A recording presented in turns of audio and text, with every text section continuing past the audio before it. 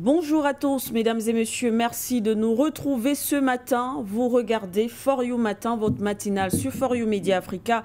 Deux thématiques. D'abord, du côté du Niger, on va parler de ces assises nationales qui ont finalement, en tout cas, qui ont confirmé le général Tiani, qui est donc désormais président de la République pour 5 années. Voilà, du côté du Niger.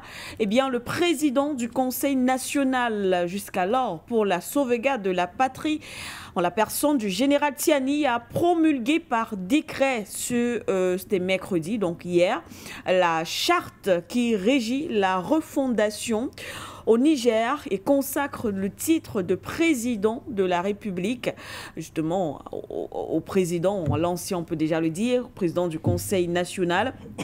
L'acte a été consacré au cours d'une cérémonie officielle de mise en œuvre des recommandations, mais aussi des résolutions des assises nationales qui se sont tenues du 15 au 20 février dernier. On va commenter cette actualité.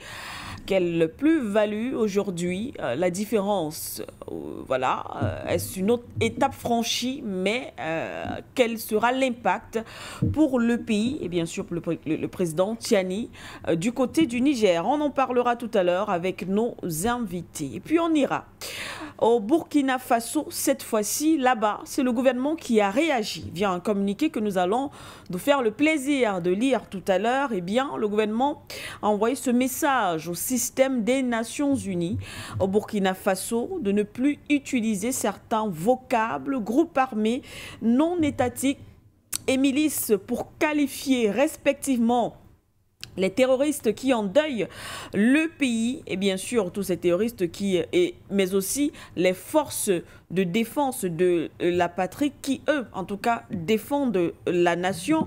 C'est un courrier du ministère des Affaires étrangères, de la coopération régionale et des Burkinabés de l'extérieur qui a donc constaté avec regret l'utilisation inappropriée par les représentants de certaines agences du système des Nations Unies au Burkina Faso de l'expression groupe armé non étatique pour désigner là les terroristes, mais aussi un concept dont il n'existe aucune définition consensuelle en droit international selon le ministère, et du vocable milice cette fois-ci pour qualifier les vaillants volontaires pour la défense de la patrie au Burkina Faso. Ouagadougou qui met donc en garde les Nations Unies sur leur posture ambiguë. On en parlera également dans le cadre de cette édition. C'est le menu de ce matin. Mesdames et messieurs, merci d'être là.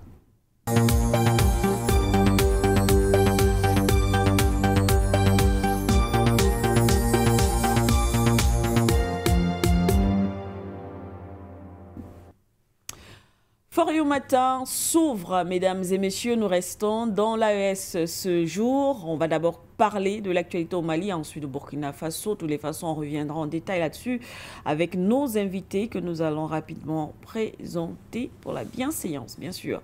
Monsieur Henri Atongana, de l'autre côté, qui va partager ce plateau avec nous. Bonjour, monsieur, bienvenue. Oui, bonjour, Madame Siké. Merci de m'avoir invité.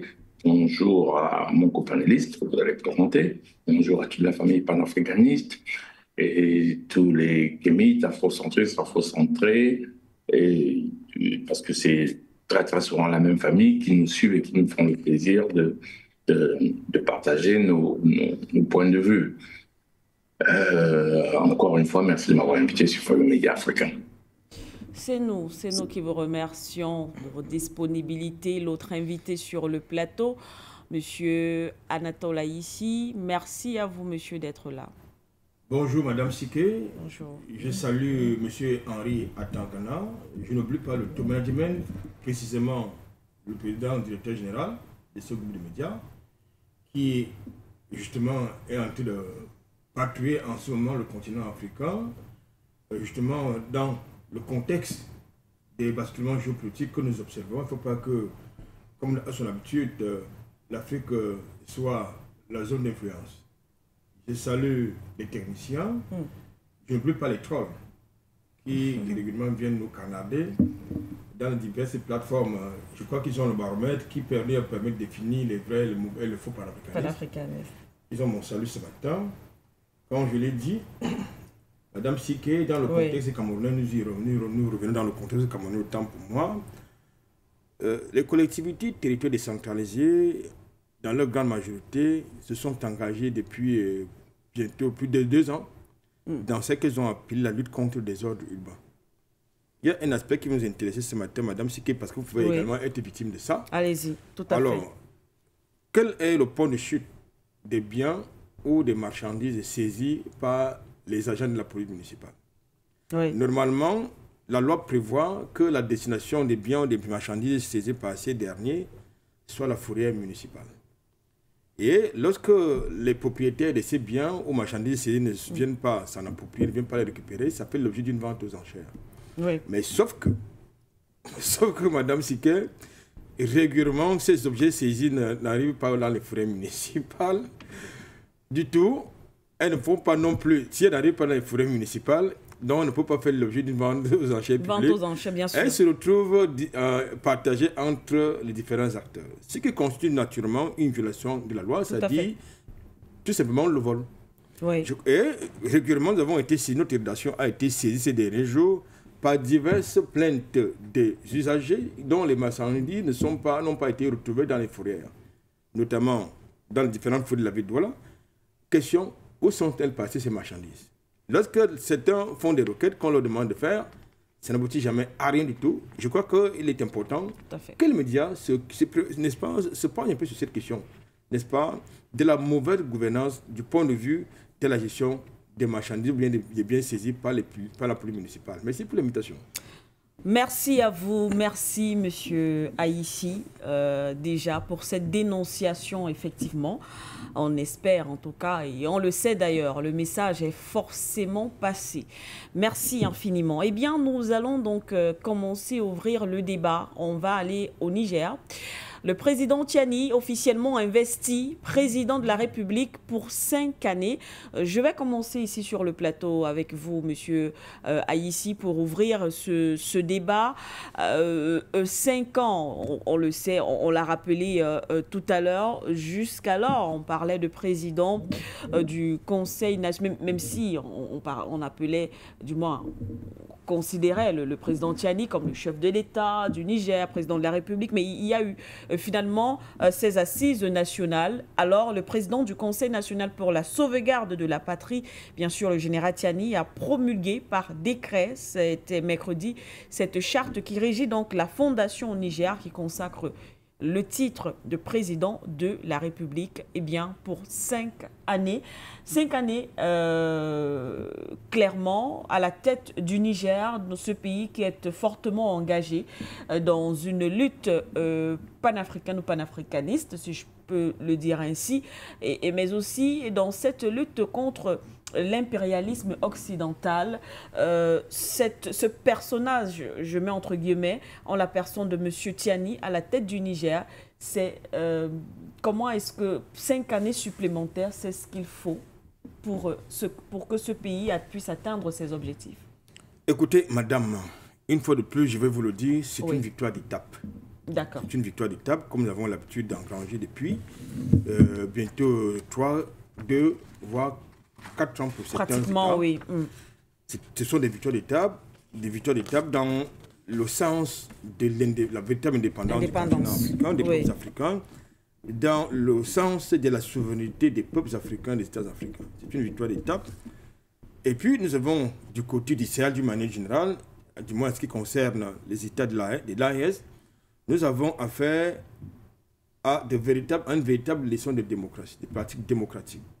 Il y a eu des assises nationales qui ont impliqué toutes les forces vives, n'est-ce pas, de la République du Niger, dans l'optique justement que chacun puisse se prononcer sur des questions d'avenir, n'est-ce pas, de ce pays. Et qui est placé par ces officines que vous savez, de pays très pauvres et certainement au bas de l'échelle mondiale, du point de vue, n'est-ce pas, de l'indice de développement. Eh bien, ce qui s'est passé hier, c'est tout simplement, comme j'ai dit, c'est la conséquence, n'est-ce pas, des assises nationales de février de cette année, qui ont consacré, j'ai envie de dire, qui ont permis au président, n'est-ce pas, Tiani, de mettre véritablement en musique le processus de refondation de l'État du Niger. Vous savez que la plupart de nos États ce sont des enclos coloniaux, néocoloniaux pour certains, et dont la loi fondamentale, c'est-à-dire la Constitution, était l'émanation, sinon était l'inspiration de la charte ou bien les constitutions néo-napoléoniennes. Oui. Donc, il fallait justement réadapter ces textes dans le contexte africain, mais surtout dans la vision qui est la nôtre, en prenant en compte les réalités qui sont les nôtres, du point de vue anthropologique, sociologique, et surtout la vision que nous avons de nos États Unis de l'Afrique. Bien évidemment, c'est 5 ans renouvelables. Et 5 ans renouvelables selon l'évolution de la situation de sécurité. Moi, j'estime même que 5 ans renouvelables au moins 1 ou 2 fois, c'est petit. Je le dis, pourquoi? Parce que, contrairement à ce que certains bavards racontent, les élections, ce n'est pas une priorité. Lorsque vous êtes dans une dynamique de refondation d'un État néocolonial, ce n'est pas une priorité. Vous savez, j'ai l'habitude de dire, Madame Siké, nos États qui sont en reconstruit, à repenser, organiser une élection présidentielle, par exemple, qui va vous engloutir 80 milliards au minimum, ce ne peut pas être une priorité. À côté du manque d'eau potable, du manque d'énergie électrique, du manque d'écoles, d'infrastructures de base, si vous voulez, des centres de santé, des écoles, bref, de la création des entreprises, ça ne peut pas être une priorité, une élection dans notre contexte. Contrairement à ce que racontent ces bavards, autres atlantistes et des reptiliens. Ce n'est pas une priorité pour nous, parce que dépenser 80 milliards de francs CFA, là où vous avez un taux de chômage élevé, là où vous avez une demande accrue d'emploi, d'infrastructures, de base, telles que les hôpitaux, les écoles, les routes, entre autres, ça ne peut pas être une priorité. Maintenant, pour revenir à l'essentiel de ce texte, je parle de la charte de la fondation, il y a 3 ou 4 choses qui ont attiré en tout cas mon attention. Allez-y. La première, justement, c'est ce mandat de 5 ans renouvelable. La deuxième chose, et ça c'est très important, désormais, avant un projet, si vous voulez, un projet de base militaire étrangère sur le continent, sur ce pays-là devra faire l'objet d'un référendum. C'est-à-dire, si la France, les États-Unis ou la Russie veulent installer une base militaire au Niger, le gouvernement va demander aux Nigériens s'ils sont d'accord. C'est-à-dire que, contrairement à ce qu'on a l'habitude de voir, c'est négocié entre le chef d'État négocié avec ses... Maintenant, il faut l'approbation de la population populaire. C'est-à-dire on va demander au peuple s'il est d'accord qu'il y ait, oui ou non, une base militaire étrangère. Ça, c'est une très, très grande innovation. La seconde chose, c'est quoi? C'est, bien évidemment, la libération des prisonniers. Je crois qu'il a signé une ordonnance dans ce sens, indiqué dans ce sens, qui a consacré la libération des prisonniers militaires, je veux dire politiques, les prisonniers d'opinion, et surtout même des condamnés. Je crois que c'est également un grand pas dans le processus de réconciliation nationale. C'est important de le dire. Il a dissous des partis politiques dans le contexte actuel, ce n'est pas une urgence. Il faut que les nouveaux partis politiques que leur idéologie, leur logiciel soit en droite ligne des aspirations ou de la vision du peuple et non basé sur ce que veulent les autres. C'est-à-dire, n'est-ce pas, ces gens-là qui nous aiment plus que nous-mêmes, c'est-à-dire les reptiliens, autres atlantiques ou bien occidentaux. La troisième chose qui nous intéresse, Madame Siké, c'est désormais la nationalisation n'est-ce pas, de l'exploitation des matières premières. Désormais, même si le Niger doit pouvoir signer des partenariats en matière d'exploitation des matières stratégiques, la priorité, je veux dire, la priorité doit être de mise pour sauvegarder les intérêts du Niger et du peuple nigérien sur cette question précise. Ce n'était pas le cas avant. Tout à fait. Ce n'était pas le cas avant. Je crois que nous connaissons le scandale de l'uranium du Niger. Ce n'était pas le cas avant. Ce n'était pas du tout le cas avant. Je crois que c'est une très grande innovation. En plus de cela, désormais, il est question de pouvoir mobiliser toutes les énergies. Je crois que ces 4 faits majeurs que je viens de mettre en perspective dans mon analyse nous donnent une autre vision, n'est-ce pas, de ce pays qui est dans une dynamique de refondation, dans une dynamique souverainiste, dans une dynamique justement d'émancipation. Je crois qu'il est important aujourd'hui, désormais, pour ceux qui veulent aller au Niger, qui comprennent que lorsque vous voulez désormais faire des affaires avec le Niger, ça devait être un partenariat gagnant-gagnant. En face, en fait, vous avez carrément un État totalement souverain. Oui. Et avec les éléments que vous avez apportés, M. Aïssi, on voit très bien cette différence aujourd'hui lorsque les gouvernements aujourd'hui africains ont l'habitude d'organiser un certain nombre, certaines assises, événements. Généralement, les décisions qui sont prises, qui en ressortent, ne sont pas l'émanation de l'aspiration voilà. populaire. Là, on sent vraiment on implique le peuple. Oui. Et on a l'impression, effectivement, que ce sont des décisions, des sujets, en tout cas, qui interpellent et qui intéressent véritablement la nation. Bien évidemment, oui. C'est-à-dire là, les populations sont impliquées. Oui. Les populations sont impliquées dans la gestion du pays. Même s'ils ont donné leur mandat acquis de droit, parce que tout le monde, c'est pas tous les Nigériens qui peuvent être assis dans le fauteuil présidentiel, oui. Mais ces dirigeants ont quand même l'humilité de revenir d'abord, de demander l'avis du peuple avant de prendre certaines décisions, et ensuite revenir leur rendre compte. Je crois que là, contrairement à ce qu'on nous fanfarons constamment, nous avons là affaire à un modèle de pratique démocratique, Madame Siké. Je pense qu'aujourd'hui, c'est ça le panafricanisme, c'est ça le panafricanisme, c'est-à-dire le respect de la parole, le respect de l'opinion de l'autre, le respect de la contradiction, mais surtout l'humilité. Donc, chez nous, comme je l'ai indiqué tantôt au début de mon analyse, c'est une victoire d'étape, nous allons continuer de suivre. Merci à vous, M. Aïssi. Une victoire d'étape au Niger avec cette autre décision, si on peut le dire ainsi. En tout cas, depuis quelques heures, le président Tiani est donc officiellement a été investi. Il est officiellement président de la République du Niger et ce pour 5 années. Monsieur Atangana, je vous retrouve à la suite de Monsieur Aïssi ici sur le plateau. Eh bien, effectivement, il est revenu sur des détails, des points essentiels qui ont été abordés ou des décisions qui ont été arrêtées au cours de ces différentes assises. Et ce qu'on voit déjà à travers, c'est cette participation de la population à la vie de la nation. Quelle est votre lecture, effectivement, de ces décisions, président de la République, peut-être l'impact sur un pays tel que le Niger, mais aussi ces décisions qui ont été arrêtées? Oui, d'abord, il faut comprendre d'où on vient. Pourquoi je dis qu'il faut comprendre d'où on vient? Parce que il faut comprendre que nous sommes des États à partir des indépendances. Oui. Parce que nous sommes des États à partir des indépendances, ça veut dire qu'avant les indépendances, on n'était pas des États à proprement parler. Je dis souvent qu'on était alors des États, on est devenu des États il y a très peu de temps, en référence à la création de l'ONU, en référence aussi à la création des États-nations. La nation au sens de l'ONU, pour que l'on ne me ramène pas l'État-nation au sens de Platon. Donc il faut préciser. Très bien. Donc, qu'est-ce qui se passe? C'est que nous n'avons pas d'institutions.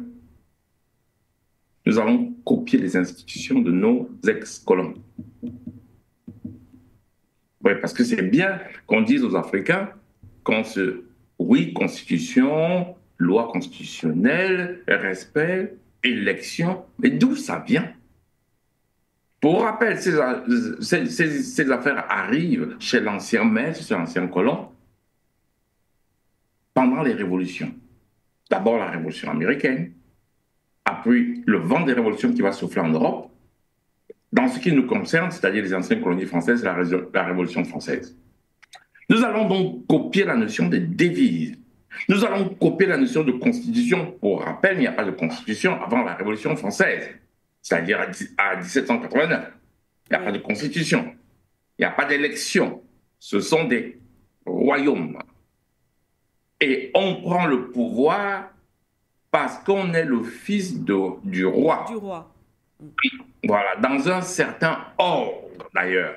Ce n'est pas n'importe qui prenait n'importe quand. Donc à la naissance, la reine faisait un prince.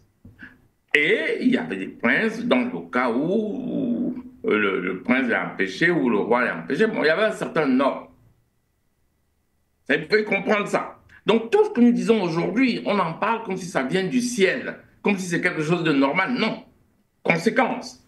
La notion de constitution, d'ailleurs, elle va naître, dans le cas de la France, elle va naître en France, en copie-collée à ce qu'on appelait la Convention aux États-Unis, oui, après la Révolution américaine. Il faut comprendre que pendant la Révolution française, vous avez 90% de masse française qui sont incultes. Donc, ils crient à tue-tête convention, parce qu'ils ont entendu convention aux États-Unis. Vous avez plus de 90% d'illettrés. Nous sommes à la Révolution. Très bien. Mais ces gens savent une chose, c'est que la monarchie a atteint ses limites. Ils sont des sujets du roi.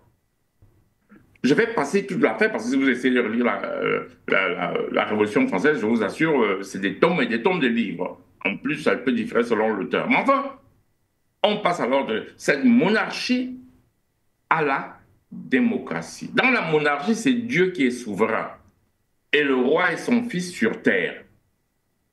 Il faut bien que les gens comprennent la différence, que c'est qu'une république. Donc, quand on abat, en France, on a coupé la tête du monarque, il n'y a pas qu'en France d'ailleurs, dans certains pays d'Europe, on se retrouve en train de se dire, oui, mais d'accord, qu'est-ce qui va faire notre souveraineté maintenant? On va donc faire l'acte constitutif de l'État qu'on va appeler la Constitution. C'est ça qui constitue l'État. C'est ça qui nous constitue. Alors, cet acte constitutif de l'État dépend de leur histoire. Si vous regardez en France, par exemple, la Constitution, à cette époque, vous allez voir que ça dépend des aspirations des peuples à ce moment. C'est à ce moment qu'on dit, alors, mais comme Dieu n'est plus souverain, il faut bien qu'on trouve un souverain. Le souverain, c'est donc le peuple. Mais comment on va faire pour exprimer sa souveraineté? Nous allons passer aux différents types de suffrages. Et il y en a eu. Beaucoup de gens ne savent pas ça. Aujourd'hui même, beaucoup de gens ne savent pas que le suffrage américain est un suffrage indirect et le suffrage français est un suffrage direct. Ça veut dire quoi? Ça veut dire que quand vous votez aux États-Unis, vos voix ne s'équivalent pas. Bah oui, parce que vous votez pour un grand électeur. C'est pour ça qu'ils font la différence entre le vote populaire et le résultat du vote. Pourquoi les Américains ont fait ça? Parce qu'ils ont implémenté leur démocratie de cette façon-là. Ça correspondait à leurs attentes.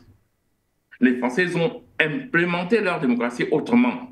Il y a eu différents types de suffrages. Hein. Il y a eu même les suffrages dits censitaires. C'est-à-dire que vous ne pouvez voter que celui qui paye les impôts.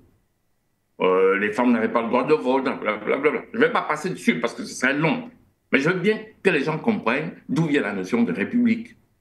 Donc la république est le rejet de la monarchie. Et après, à partir de ce moment-là, on se constitue. Pourquoi je dis ça? Parce que c'est exactement ce qui se passe au Niger. Vous ne pouvez pas comprendre ce qui se passe au Niger si vous ne comprenez pas notre passé. C'est-à-dire qu'en fait, comme on est sorti des colonisations, et je rappelle en passant, ceux qui ne savent pas, que c'est le colon qui nous a aidés à passer à l'indépendance. Oui. Ah bah oui, c'est pas pour rien qu'on nous a mis sous tutelle, parce que beaucoup de gens ne comprennent pas ça. Ils croient comprendre, mais en fait, ils ne comprennent pas vraiment. C'est le colon qui nous a mis sous des tutelles de la SDN et de l'ONU, appelez ça comme vous voulez, pour nous accompagner à l'indépendance. Et ils nous ont dit, mais tiens, comme vous ne savez pas ce que c'est qu'une république, on va vous dire ce qu'il faut faire.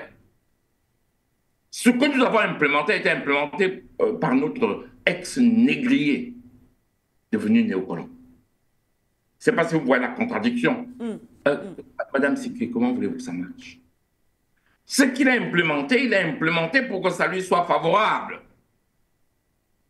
C'est maintenant que le Niger se rend compte qu'il doit créer sa constitution en fonction de ses enjeux, exactement comme les Français ont créé leur constitution pendant la Révolution française en fonction de leurs enjeux. Ils n'ont pas copié la constitution d'un ex-négrier. Voilà. Donc, on doit maintenant, compte tenu de cette réalité moderne, de nos connaissances actuelles, dire qu'est-ce que nous attendons de l'État? Et alors, je suis tout à fait d'accord, et ils ont donc fait des assises nationales, et ils ont fait une charte des registres, c'est comme moi j'appelle cette charte-là, c'est ça qui doit être appelé constitution de l'État. Alors, quand vous voulez parler de retour à l'ordre constitutionnel, pour qu'on retourne à l'ordre constitutionnel, il faut déjà qu'il y ait une constitution. Pour qu'il y ait une constitution, il faut que le peuple se réunisse et se définisse autour d'une charte où il pense son État. Je fais court, hein, parce qu'il y a tellement de choses à dire et c'est tellement intéressant comme sujet qu'on pourrait rester trop longtemps. Mais pendant ce moment-là, évidemment, c'est un moment transitoire. Comme il y a eu le mouvement transitoire pendant la Révolution française, du passage de la monarchie aux républiques. Et ces républiques qui n'ont pas été, qui ont boité, parce qu'il y a eu la première, la deuxième, la troisième, actuellement en France, c'est la cinquième république. Et avec, il y a même eu le retour à l'Empire, parce que les expériences républicaines n'ont pas vraiment marché. Ils sont retournés à l'Empire, et puis là aussi, c'était la catastrophe. Ils sont retournés à la République. C'est une expérience pas facile. Mais nous, on bénéficie de toute cette expérience-là.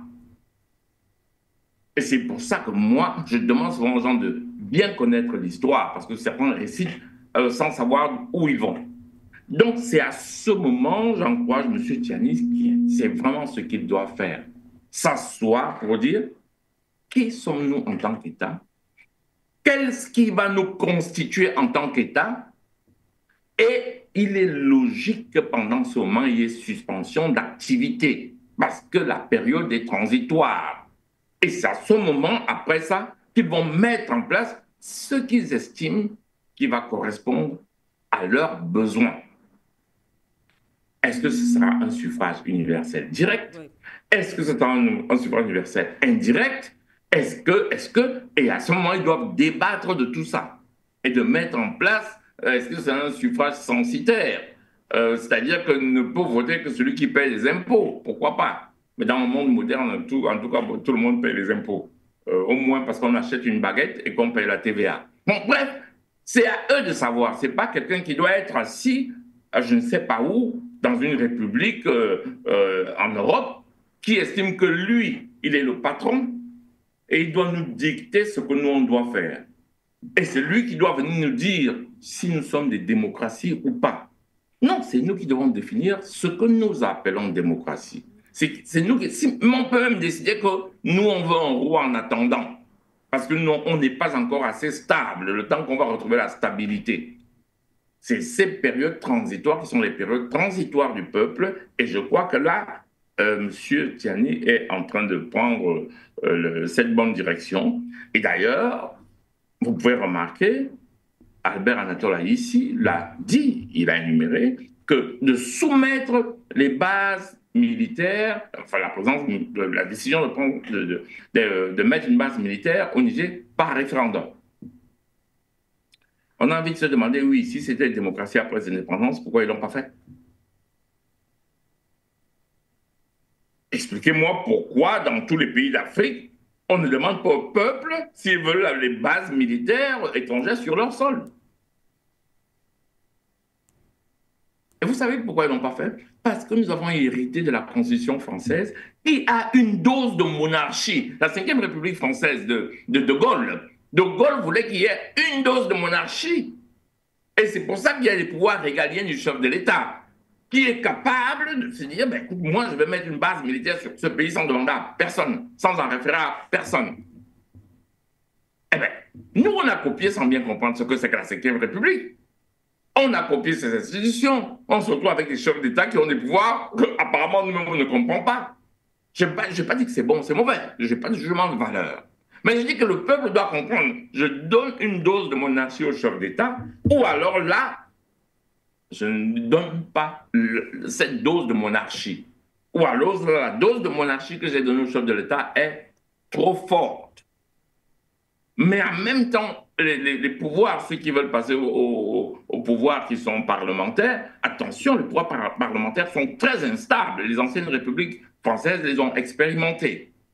Et moi, je suis en Belgique où le pouvoir est parlementaire. Bon, nous, on a l'habitude, hein, vous faites... on fait en Belgique, facile, 2 ans, on n'a pas le chef de l'exécutif. Donc, quand vous voulez parler des pouvoirs parlementaires, demandez-moi, parce que moi, j'y vis. Donc, vous ne comprenez pas en Belgique comment on peut rester, pour rappel, dans un pouvoir parlementaire comme la Belgique, le chef de l'exécutif est le Premier ministre. Pour rappel. Oui. Donc, il n'y a pas d'élection, il n'y a pas un chef d'État. Le chef de l'exécutif est le Premier ministre. Très bien. Donc, c'est lui le chef d'État. Le roi est on a gardé le roi, puis il a une valeur symbolique et une valeur morale. Donc, on peut rester 2 ans sans chef d'État. Je vais vous faire une petite anecdote.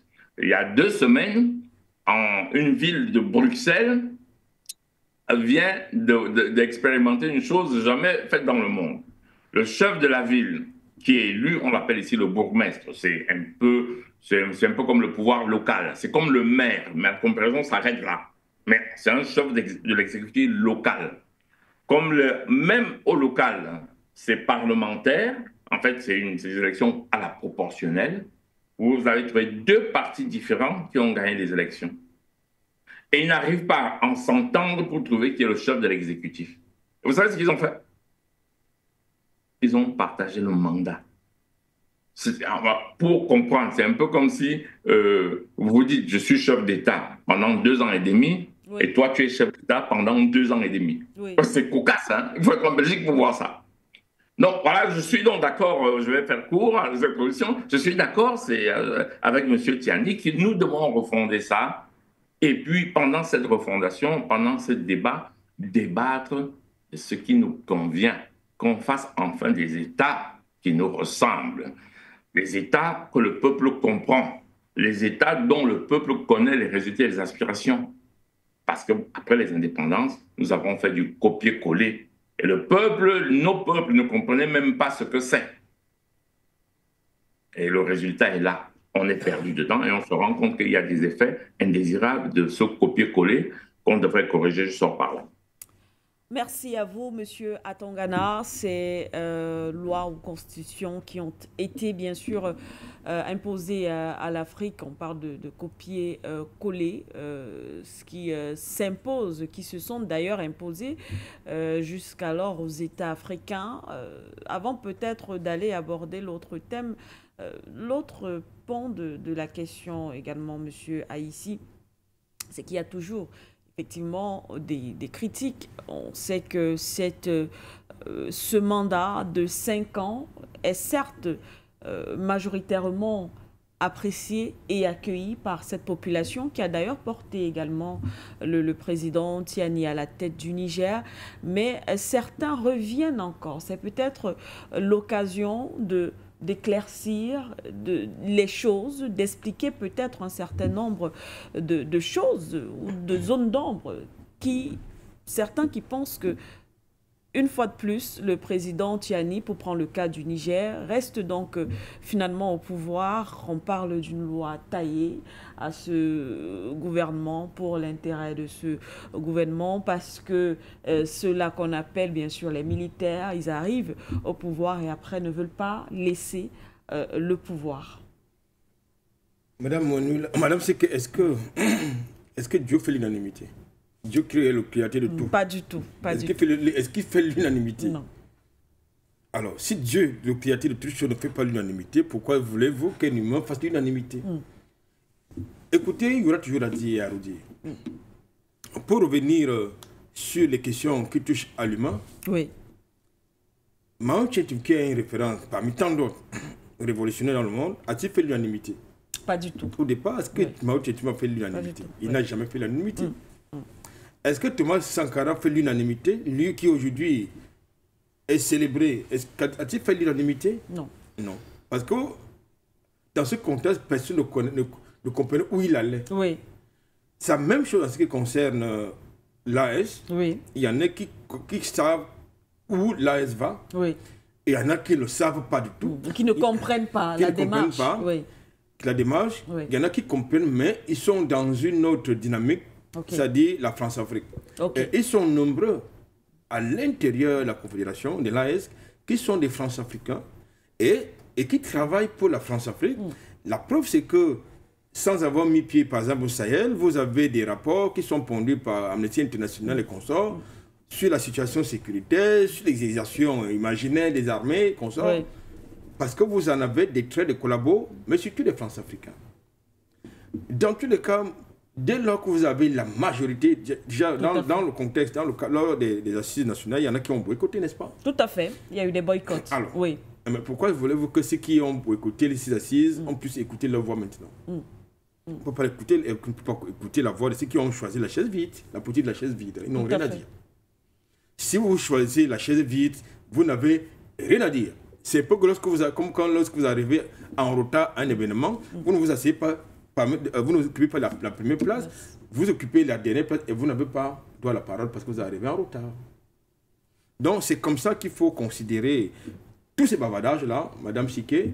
Ce qui est important pour nous, c'est que le peuple nigérien se reconnaisse dans ce qui est en train d'être mis en place. Tout à fait. Et sache où il va, et surtout contribue à ce que ça se mette en place.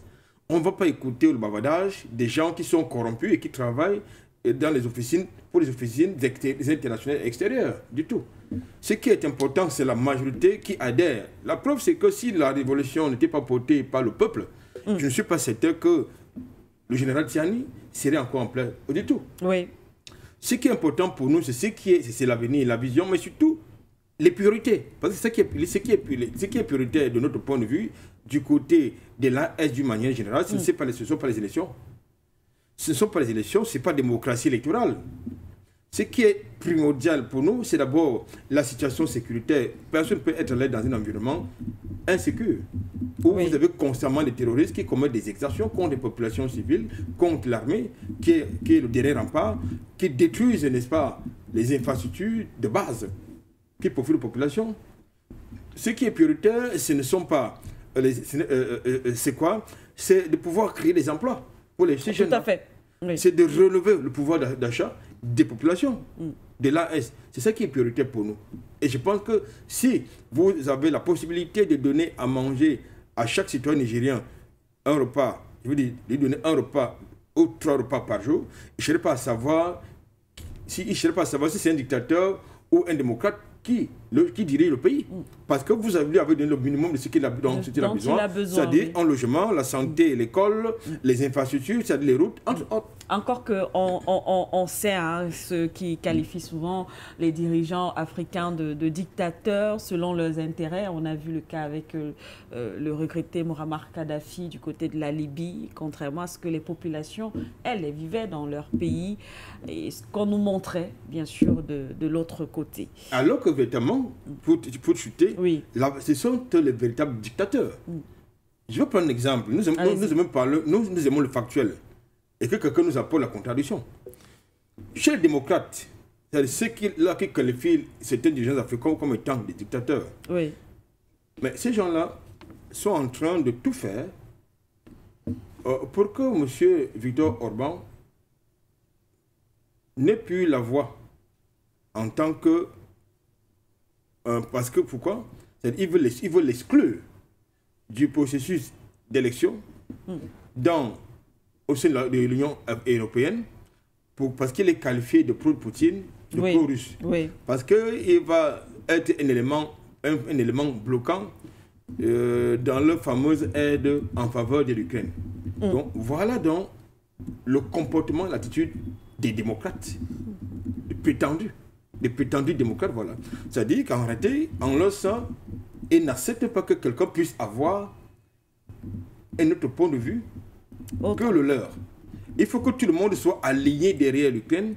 Il faut que tout le monde soit aligné derrière leur héros mondial qui s'appelle Zelensky.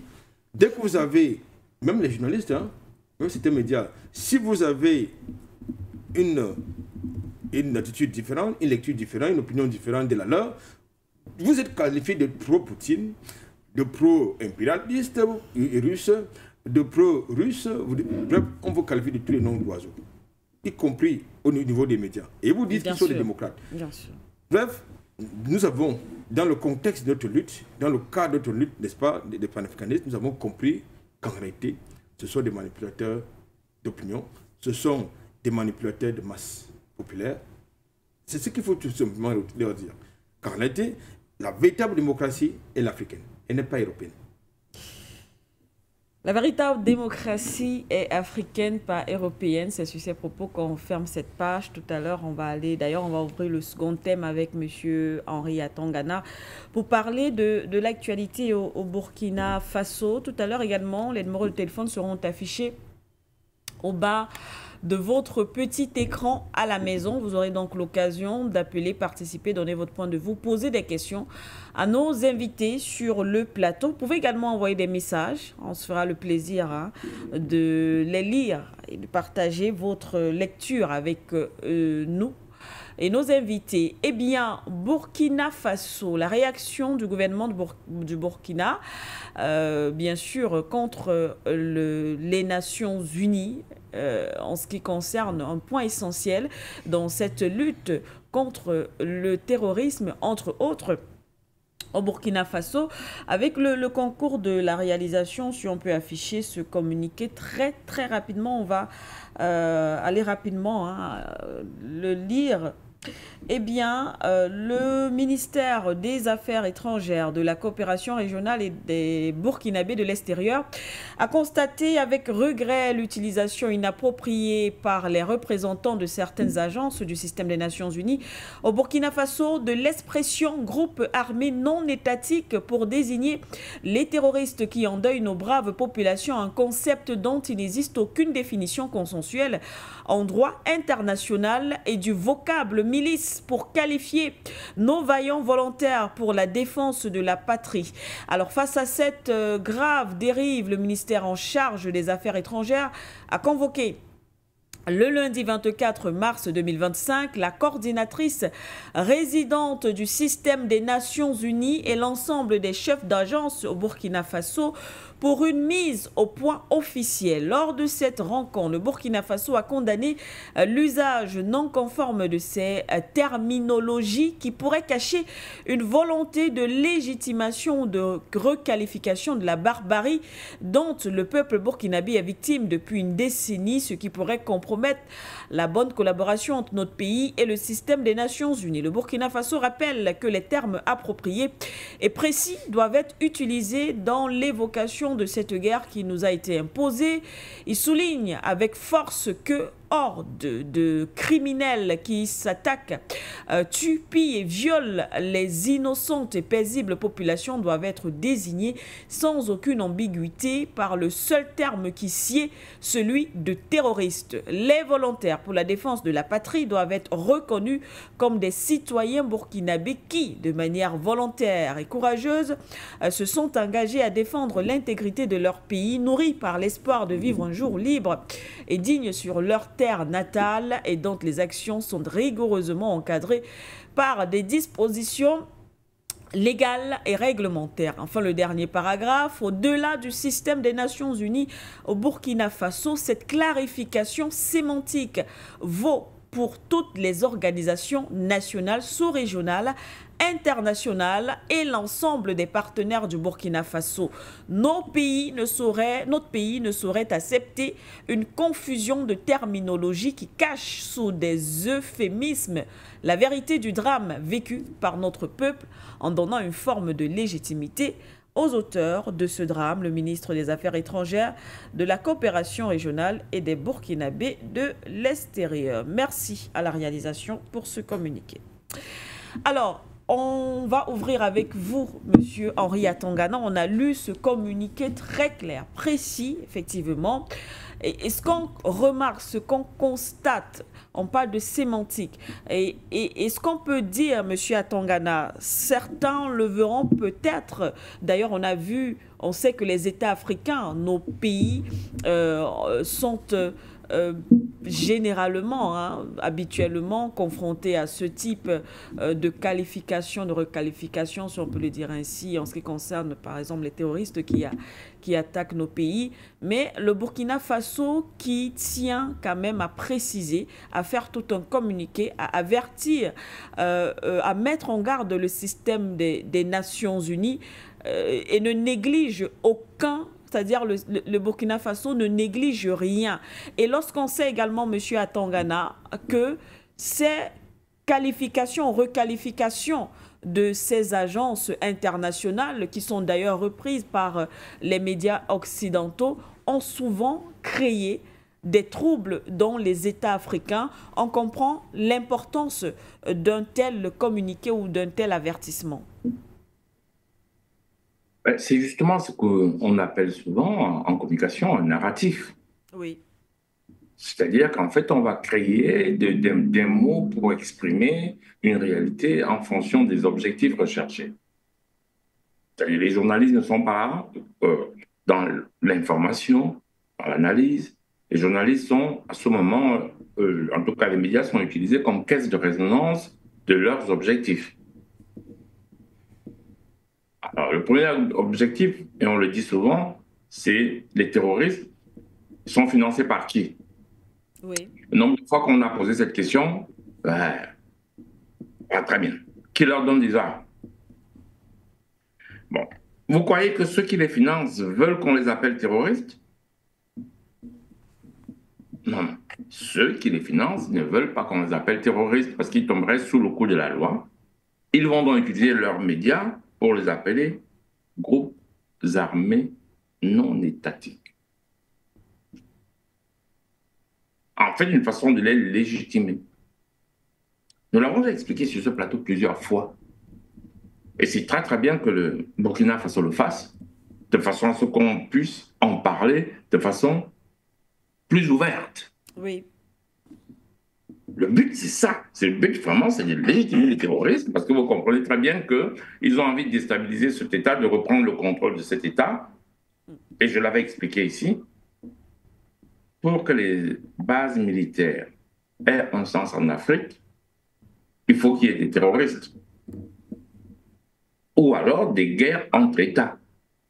Ils ont donc créé les guerres asymétriques, c'est-à-dire des terroristes. Et puis, ils vous disent, OK, ben, comme vous avez des terroristes, ben, nous viendrons vous débarrasser du terrorisme. Et quand vous êtes naïf, vous dites, OK, d'accord, il y a des naïfs et il y a des complices. Oui, je n'ai pas d'armée, parce que quand on sortait de l'indépendance, on n'avait pas d'armée, il n'y avait pas d'État, on n'avait pas les moyens de financement. Il fallait donc construire. Mais si à ce moment-là, pour rappel, dans le cas des luttes des indépendances, il y avait de l'autre côté ceux qui étaient appelés indépendantistes. Chez nous, on les appelait les maquisards, qui étaient les UPCistes. On avait le Cameroun, nouvellement indépendant, n'avait pas d'armée.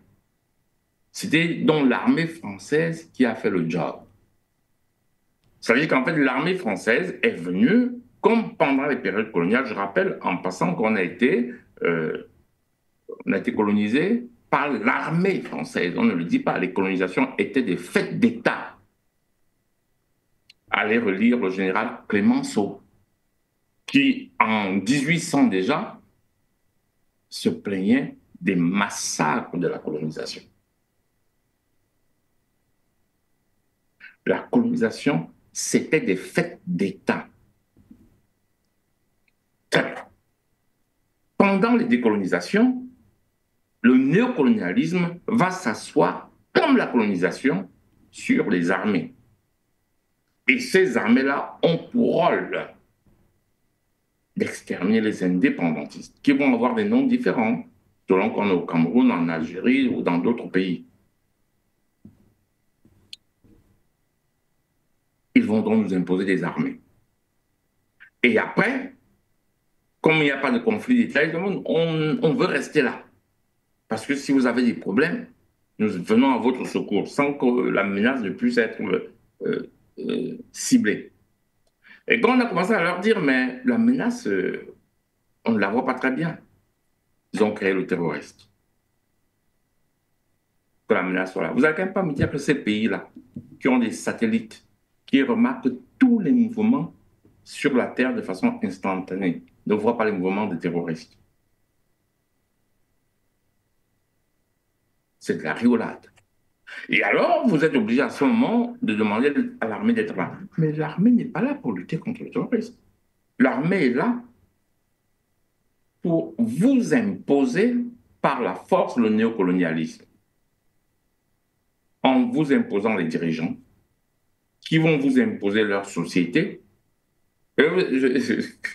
et une monnaie et les transactions sur cette monnaie. Je vous donne un exemple. Il y a Orange Cameroun, qui est Orange Money. Quand vous êtes en Europe, vous avez l'application Orange Money, vous pouvez envoyer l'argent vers le Cameroun. Mais au Cameroun, vous ne pouvez pas envoyer l'argent vers l'Europe. Vous pouvez m'expliquer pourquoi? Ceux qui disent que le franc CFA ne pose un problème, c'est une monnaie comme une autre. Il faut vraiment être le... Moi, je veux bien qu'on ne comprenne pas une matière. Mais quand on veut discuter d'une matière, on va essayer d'abord de comprendre avant de venir discuter. Vous pouvez me dire pourquoi vous pouvez faire un transfert d'argent d'Orange de l'Europe au Cameroun, mais que la transaction inverse n'est pas possible. C'était une parenthèse. En revanche, les bénéfices d'Orange peuvent être transférés en Europe. C'est le système franc CFA. Autant que Orange veut, comme toutes les sociétés françaises. Tout ça doit être supporté par une armée. Voilà. Au cas où quelqu'un dirait non, je ne suis pas d'accord, ou qu'il soit chef d'État, ou que ce soit les populations, et l'armée repasse à la violence exactement comme pendant les colonisations. Mais le terroriste est un justificatif de la présence de l'armée. Donc, on va donc l'appeler terroriste quand ils ont un pouvoir en place. Oui. Et on va l'appeler groupe armé non étatique quand ils n'aiment pas le pouvoir en place. C'est pour légitimer le terroriste. Voilà. Si vous mettez un pouvoir qu'ils aiment, ce pouvoir va signer des accords sur les bases militaires, ils vont les appeler terroristes, ils vont faire semblant de les combattre pendant 10 ans. Donc, ce que je dis est factuel, hein? Je n'invente pas, ce n'est pas une littérature. Ils vont faire semblant, ils vont faire une comédie, ils vont en tuer un de temps en temps, ce qu'on appelle chez nous une balle perdue. Alors, à partir du moment où le pouvoir ne leur est plus favorable, le même groupe n'est plus dit terroriste, mais groupe armé non étatique. Oui. Et comme le président burkinabé a dit, c'est quoi la définition d'un groupe armé non étatique? C'est quoi ça? À l'ONU, ça quoi? Ça correspond à quoi? À l'ONU, il y a des États. Ces États sont reconnus par l'ONU, ils ont des armées. Point à la ligne. Pourquoi groupe armé non étatique? Et comme les VDP empêchent les actions des terroristes, ils vont donc les appeler des milices. Des milices, oui. Vous voyez? Un nom péjoratif. Et je pense d'ailleurs que monsieur Ibrahim Traoré avait fait une erreur en les appelant les VDP. Il aurait dû former un service de police spéciale. Il aurait dû les appeler un service police spéciale. Oui. Légèrement formé, pas aussi formé que la police couronne, mais un service spécial de police. Au moins, on n'aurait pas eu ça. Parce que bon, l'idée était originale, en effet. Ça ne correspondait pas à la... Et c'est pour ça que je dis que nous devons créer nos narratifs. C'est pas parce que ça ne correspond pas à la police française que chez nous, ça ne peut pas être police. On ne doit pas forcément former un policier africain comme un policier français est formé. Les VDP sont des services de police. Ils assurent la sécurité publique. C'est un peu comme en Europe, il y a des agents communaux qui sont là pour mettre les PV. Ce n'est pas la police, c'est des services spécifiques. Mais le fait d'avoir dit VDP, ça a créé cette confusion. Parce que l'action des VDP les ennuie. Parce que ça empêche l'évolution des terroristes. Et ils aimeraient que les terroristes évoluent. Ça veut dire que le combat est encore là. Et ça ne se limite pas qu'au Sahel. Je dis bien que toute l'Afrique est concernée. Ils sont encore là. Ils sont encore là en train d'appeler les gens. Et puis comme l'ONU, c'est aux mains des impérialistes. Voilà. D'ailleurs, on débouche à un autre problème, c'est-à-dire qu'il y a un monde multipolaire. Parce que nous avons un monde unipolaire, ça veut dire que l'ONU aux mains des impérialistes, évidemment, pour retrouver le narratif qui arrange les impérialistes. Et c'est très bien que le chef d'État, M. Ibrahim Traoré, fasse une mise au point au moins, de façon à mettre en évidence cette réalité. Et d'ailleurs, même dans la pratique, hein, au Cameroun, par exemple, quand un terroriste est tué, il parle d'un civil exécuté par les forces de l'ordre.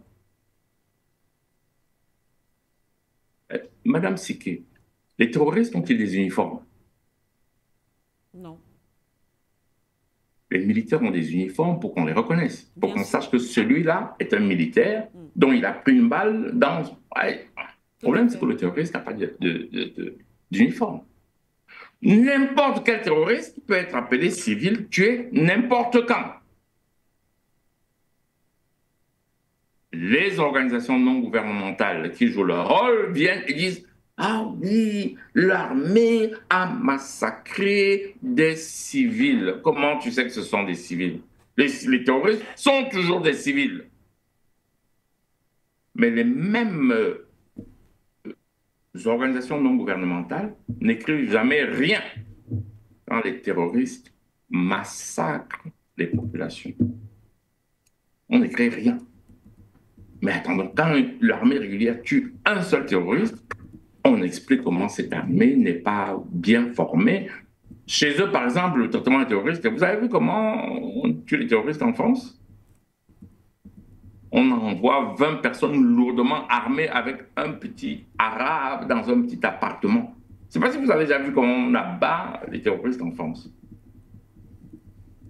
Et très très souvent, si vous avez le malheur d'être français de couleur noire, quand on vous a abattu, on vous ramène dans votre pays d'origine pour bien vous faire comprendre que vous êtes français de papier.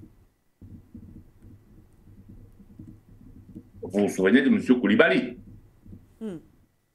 Ce que je dis est donc factuel. Hollande a dit non, non, on ne peut pas l'enterrer en France parce qu'il est terroriste. Il y a donc les terroristes blancs et les terroristes noirs. Et si vous êtes français, regardez d'abord la couleur de votre peau si vous êtes terroriste. Comme ça, vous saurez que vous êtes un terroriste noir, même si vous êtes de nationalité française, vous êtes un terroriste inférieur au terroriste blanc. Le terroriste français blanc sera enterré en France. Le terroriste français noir, on va le renvoyer en Afrique. Ils savent vos pays d'origine, hein, même quand ils vous ont donné la nationalité. Bon, voilà, on vous envoie dans votre pays d'origine. Non, non, non. Vous êtes le terroriste bas de gamme. Et là, c'est le terroriste haut de gamme. Ouais, ça se passe devant nous, tout le temps. Et on se regarde ça comme si c'était une évidence. Voilà. Donc, je pense que c'est une très bonne chose pour que M. Ibrahim Traoré recadre là, au moins qu'on appelle ça prendre acte. Écrire et faire savoir que nous savons. Et notre rôle, nous, est d'en faire débat sur par là.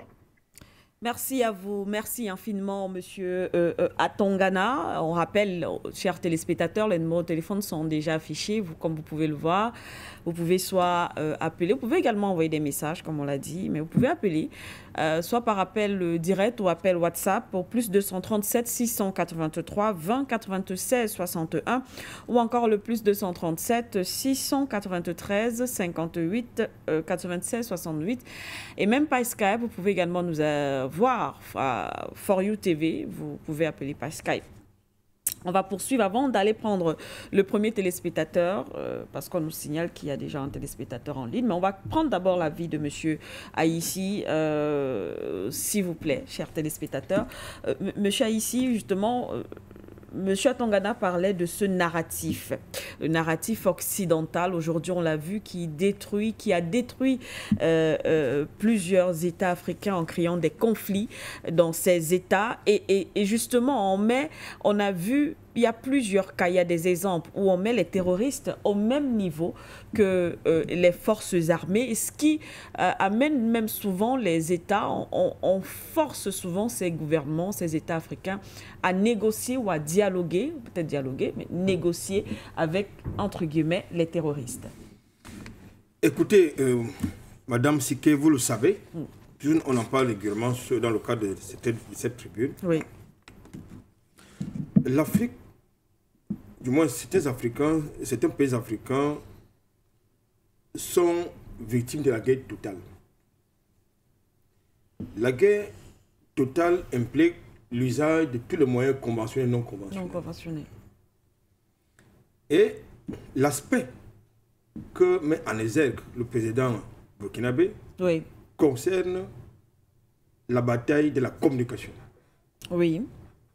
Oui. Et dans la bataille de la communication, vous l'avez, la manipulation des masses. Le choix des narratifs selon leurs intérêts. Je vais prendre 2 ou 3 cas factuels.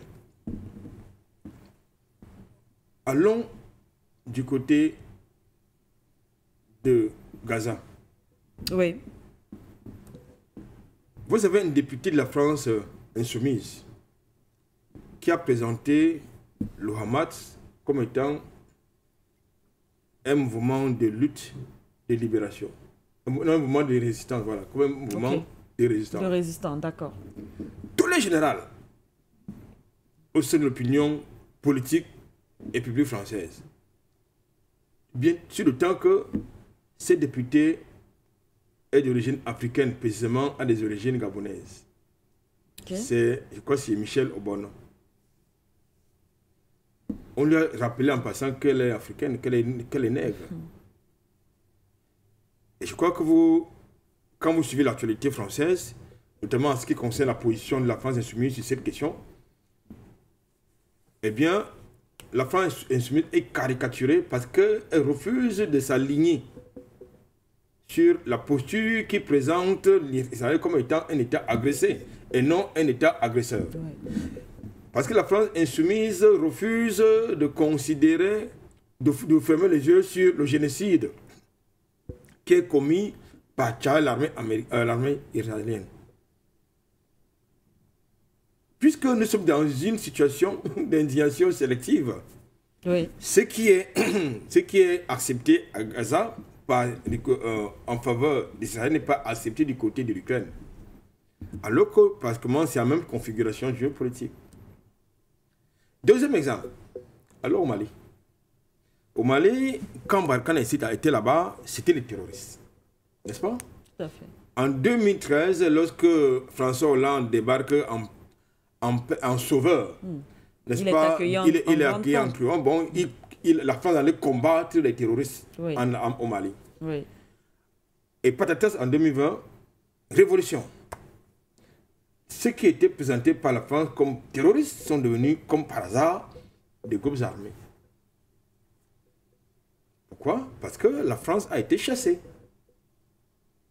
Désormais, donc, les mouvements de la libération de la Zawa des consorts sont devenus, comme par un coup de baguette magique, bam, n'est-ce pas? Non plus les terroristes qui est venu combattre la France et ses alliés européens. Ces gens-là sont devenus des groupes armés.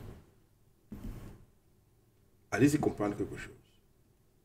Repartons, allons plus bas, mais on reste dans le même espace. Oui. Au Niger. Au Niger, comme au Mali d'ailleurs, comme au Burkina Faso, ce ne sont plus les mêmes terroristes que la France et l'Union européenne sont allés combattre. Ce sont désormais, pour certains, des groupes rebelles, pour d'autres, des groupes armés. Désormais donc, les VDP, comme le disait tout à l'heure Henri Yatenna, sont présentés comme étant des milices qui commettent des exactions contre des populations civiles. Mais ce qui est quand même paradoxal dans cette communication à géométrie variable, quand ce sont effectivement des terroristes qui attaquent des convois d'aide alimentaire, des convois civils, il n'y a pas beaucoup de rapports là-dessus. Oui. C'est-à-dire, Human Rights Watch des consorts, non, ils ne voient leur satellite ne voit que dalle. Mais il y a beaucoup plus de rapports sur des exactions imaginaires, n'est-ce pas, des VDP du côté du Burkina Faso, ou bien d'une manière générale, de l'armée régulière dans le Sahel. Et c'est fait à dessein. C'est fait à dessein pour 2 raisons au moins. La première, il faut décrédibiliser les actions de l'armée, des armées régulières, les présenter comme étant ces armées qui sont en train de mater, n'est-ce pas, les populations, en commettant des tueries de masse. Deuxième chose, il faut absolument, en les décrédibilisant, il y aura un effet psychologique qui peut avoir pour conséquent leur retournement de veste contre justement le gouvernement. C'est ça l'objectif. C'est-à-dire qu'ils sont présentés par les questions des races. Et vous n'avez jamais vu sur le territoire, sur le terrain, un quelconque mercenaire d'Amnesty International, Human Rights Watch, International Crisis Group. Personne, vous ne les voyez pas sur le terrain, mais vous voyez seulement les rapports qui se basent sur quoi? Sur, paraît-il, des témoignages, des témoins oculaires, selon leur narrative, sur des papiers de certains médias qui très souvent ne sont pas visibles sur le terrain, qui se basent sur les rapports d'ONG qui sont financés par eux. Et très souvent, c'est des rapports à charge. Ce n'est jamais des rapports à décharge. Ça veut tout simplement dire qu'en réalité, nous avons affaire à de la propagande. Et si vous n'avez pas la lucidité d'avoir un esprit critique, pour comprendre, pour vous interroger, mais pourquoi est-ce que ces rapports sont toujours à charge et pourquoi ça concerne toujours certains types de régimes africains et de préférence ceux qui s'inscrivent dans une sorte de rupture, de souveraineté et de quête d'indépendance. Vous ne comprenez que dalle. C'est la même chose avec cette propagande qui est véhiculée par le média mainstream.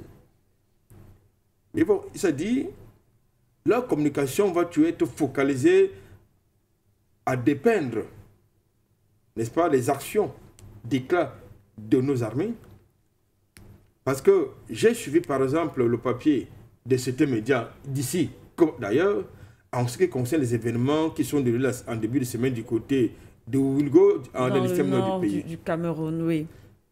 Vous vous demandez, que savent-ils de la guerre?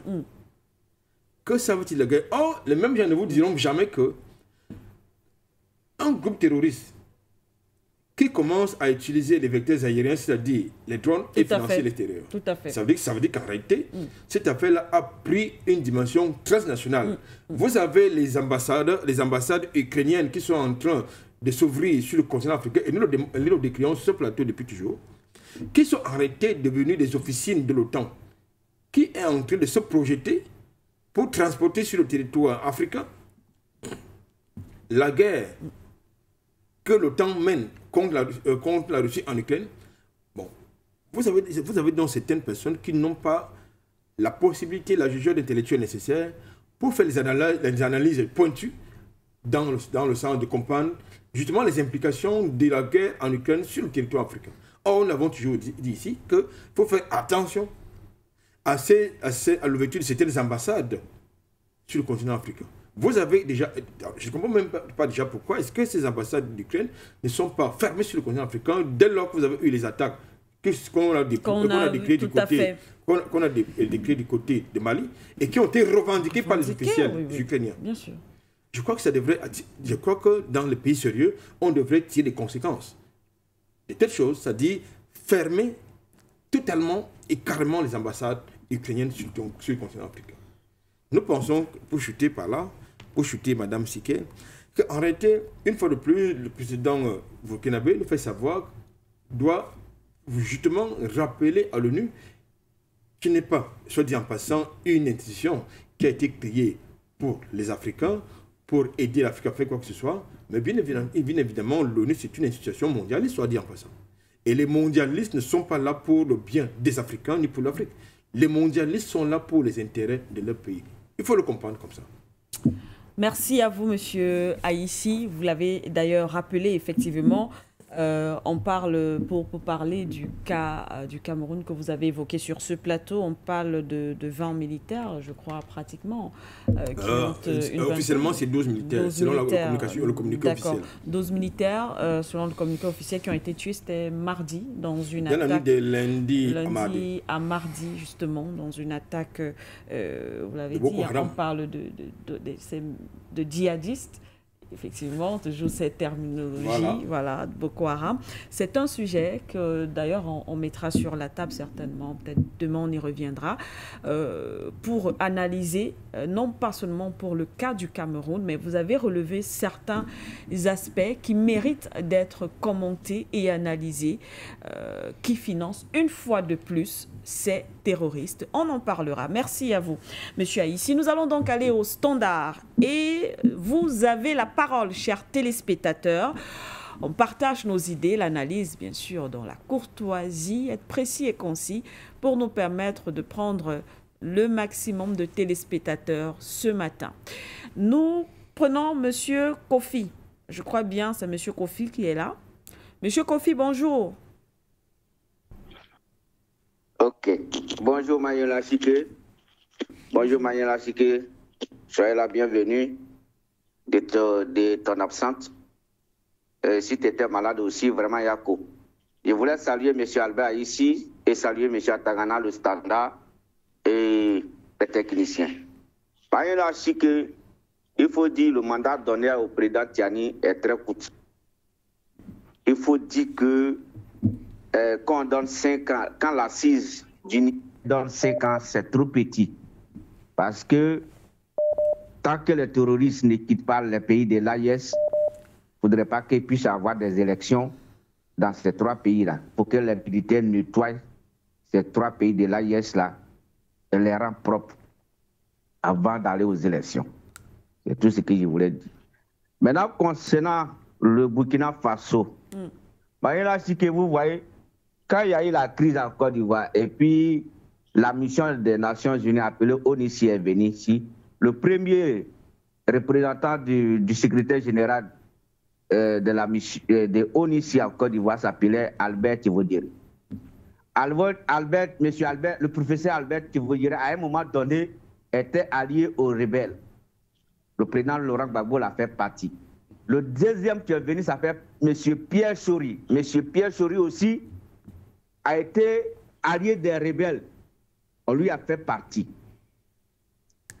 Le président Laurent Gbagbo a écrit simplement et on l'a renvoyé. On l'a renvoyé. Donc, je voulais dire au président Ibrahim Traoré, on peut fermer le bureau des Nations Unies, le bureau des représentants des Nations Unies au Burkina. On peut la fermer. On peut la fermer. Il n'y a rien.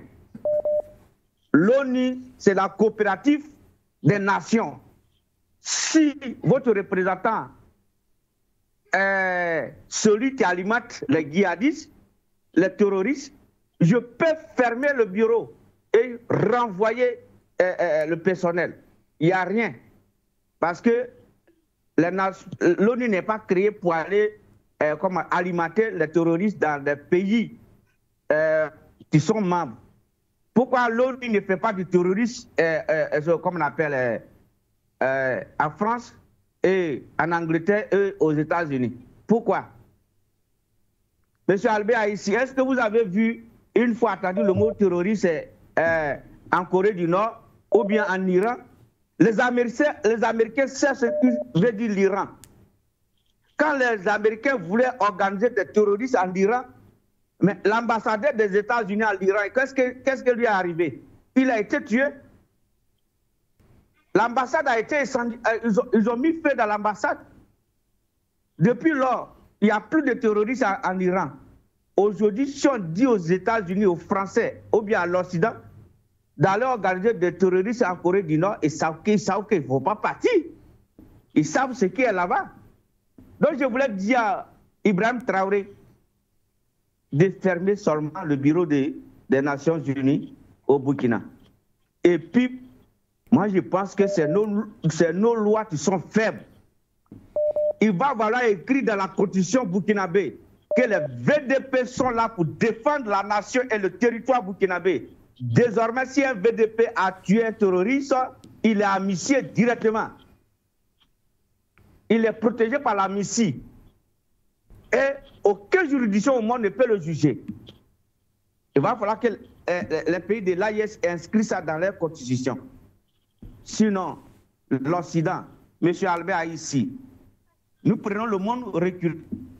quand il n'y avait pas d'ambassade sur le continent africain, est-ce qu'on connaissait les terroristes? Quand il n'y a pas de coopération entre l'Afrique et ce monde, comment on appelle, ce monde diabolique-là, est-ce que nous avons les terroristes et les coups d'État sur notre continent? Mais depuis lors que la coopération entre l'Europe, l'Occident et l'Afrique a commencé, les coups d'État, après les coups d'État, les rébellions, aujourd'hui, les rébellions sont beaucoup à visage découvert, donc on passe par les terroristes. Moi, je pense que les Africains sont un peu faibles. Les dirigeants africains sont un peu faibles. Vous combattez les terroristes, oh, les ambassades sont là. C'est eux qu'on envoie de l'argent. Le franc CFA est fabriqué en France, on vient déposer dans les ambassades, ils appellent les gens la nuit pour venir se ravitailler en monnaie et on laisse tomber les armes dans les bourses. Les terroristes passent pour ramasser et ils viennent tuer les Africains. Et ces ambassades-là sont là. Pourquoi ne pas fermer les ambassades et conserver, comme on appelle, la coopération entre le ministre des Affaires étrangères nommé, tu fais la coopération des pays et fermer les ambassades. Parce que c'est dans ces bâtiments-là, les locaux des ambassadeurs chez nous en Afrique deviennent une banque des terroristes. Ce n'est plus une institution, les ambassades se transforment en banque où on paye les terroristes. Je pense que les Africains doivent comprendre et changer l'attitude et la coopération. Vous fermez toutes les ambassades. Moi, je suis élu président aujourd'hui. Aucune ambassade, en dehors des ambassadeurs des pays africains, aucune ambassade européenne ni de l'Occident ne serait sur mon continent, dans mon pays. Et si ma population va mourir de faim, qui meurt de faim? Donc comme ça, il faut diriger une nation. Les ambassades sont chez nous, ils font quoi? Est-ce que les ambassadeurs des Africains dans les pays européens, ils ont une fois préparé un coup d'État? Ou bien organiser le terrorisme là-bas? D'accord. Là-bas, c'est les papiers qu'on fait. Pourquoi ici, chez nous, ce n'est pas les papiers qu'on fait, c'est les ambassades là, ils se font, c'est là-bas, on va déposer l'argent et on tue la population africaine avec ça. Et puis nos dirigeants sont là, ils regardent. Coopération entre ambassade et ambassade. Ambassadeur, c'est quoi? Pourquoi on ne peut pas même faire à cette coopération d'ambassade là? Mayela Sike, soyez salués. Je salue M. Albert ici. Je salue M. Atagana. Je suis le standard. C'est M. Kofi depuis la Côte d'Ivoire. Merci beaucoup, Mayela Sike. Et une fois encore, soyez les bienvenus. Merci à vous. Merci à vous, M. Kofi, d'avoir appelé et participé ce matin. Nous allons rester au standard. On va prendre un autre téléspectateur. On l'accueille. Allô?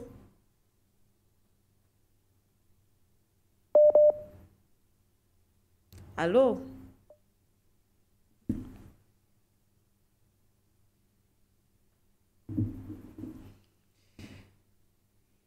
Allô?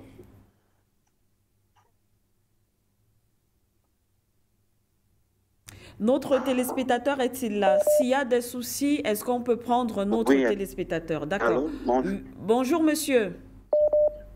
Oui, bonjour. Bonjour à l'équipe de Forion Média et merci pour ces plateformes que vous organisez pour les téléspectateurs que nous sommes.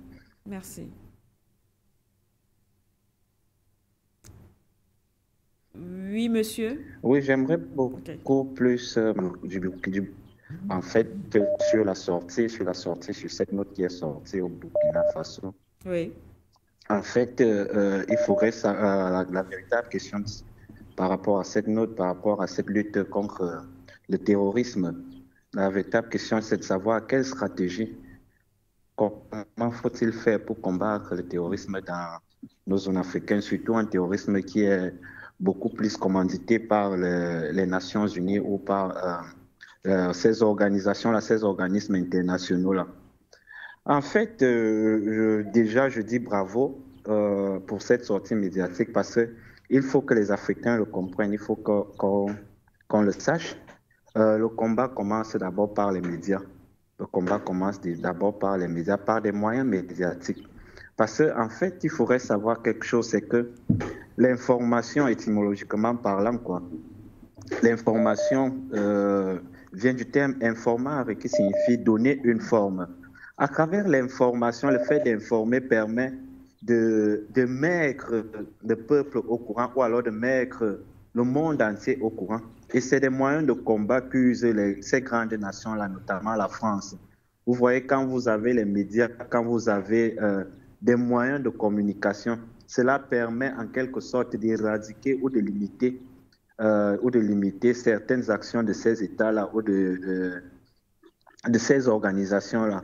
Donc, vous voyez qu'à travers cette information-là, ça peut permettre d'éradiquer, mais pas totalement, parce qu'il faut le dire, ça peut permettre d'éradiquer. Mais à cette information-là, de manière stratégique, il faudra ajouter des moyens militaires.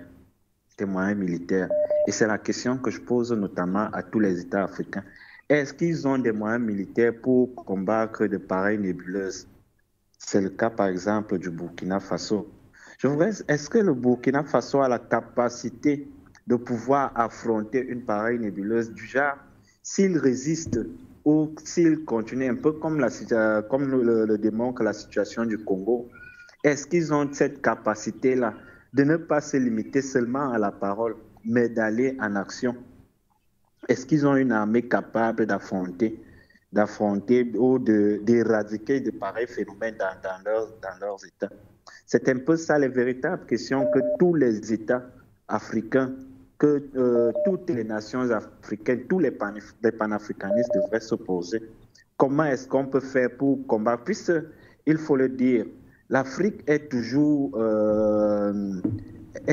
une proie. L'Afrique est toujours visée.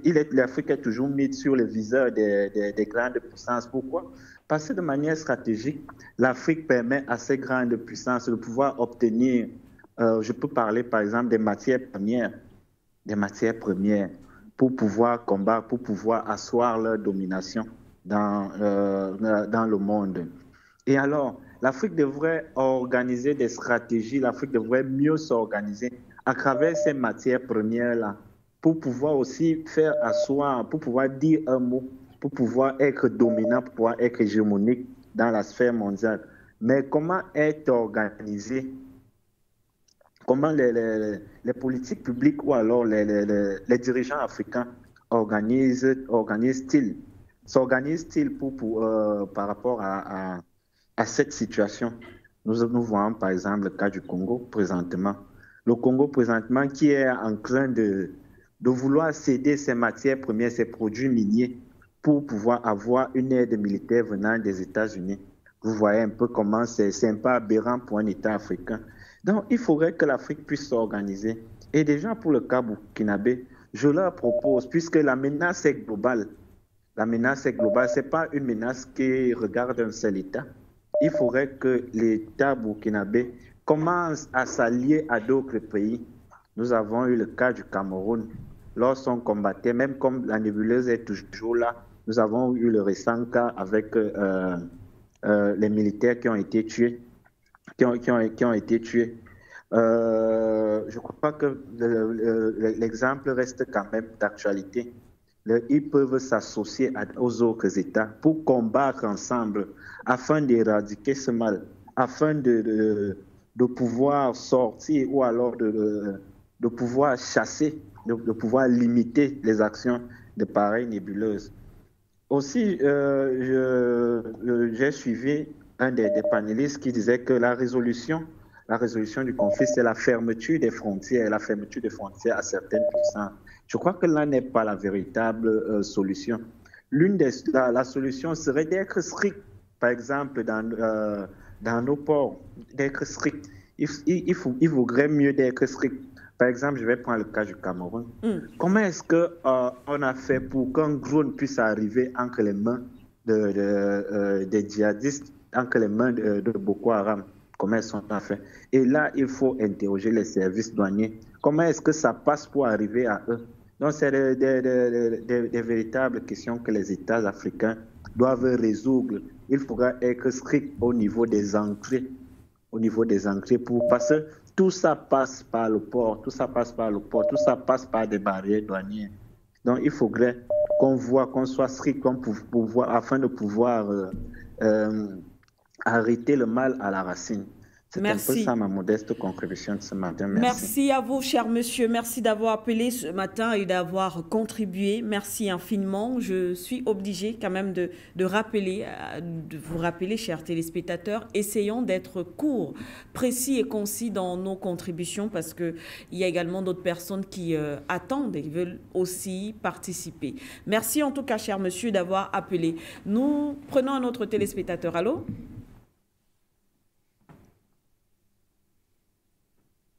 Absolument, merci beaucoup. Bon, moi, je ne vais pas être long. J'ai dit les présidents de l'AES, là, ils ont commencé un combat et 5 ans donnés au président Tiani, je pense que c'est beaucoup, mais ce n'est pas suffisant. Tant qu'il aura les richesses dans le sous-sol africain que convoiteront les Occidentaux, ils vont toujours persister. Donc, il faudrait que nous aussi, que les Occidentaux, les Africains, soient aussi persévérants et qu'ils continuent toujours dans leur lutte. Ce n'est pas parce qu'aujourd'hui on dit on a un président, on a élu, on va commencer à se pavoiser et puis oublier ce qui va se passer. Les gens sont toujours derrière. Et tout à l'heure, M. Atangana parlait de narratif. Effectivement, c'est ça. Ils créent un narratif, soit en leur faveur, soit en faveur de... Je prends par exemple, prends la guerre du Biafra. Ils ont créé le terme droit d'ingérence, avec le Bernard Kouchner. En Syrie, on parle de l'armée syrienne libre. En Libye, on parle de printemps arabe. Et en Ukraine, on parle de révolution orange. Ils emploient toujours des termes pour pouvoir profiter,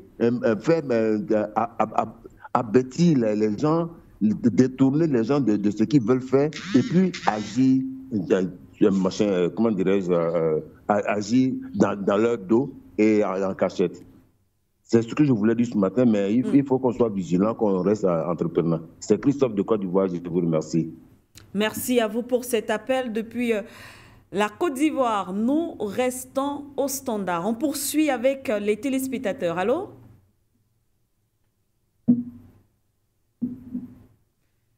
Allô, bonjour, bonjour, bienvenue. Bouddha. Allô? Oui, bonjour. Okay. Bonjour, Madame Siki. Oui.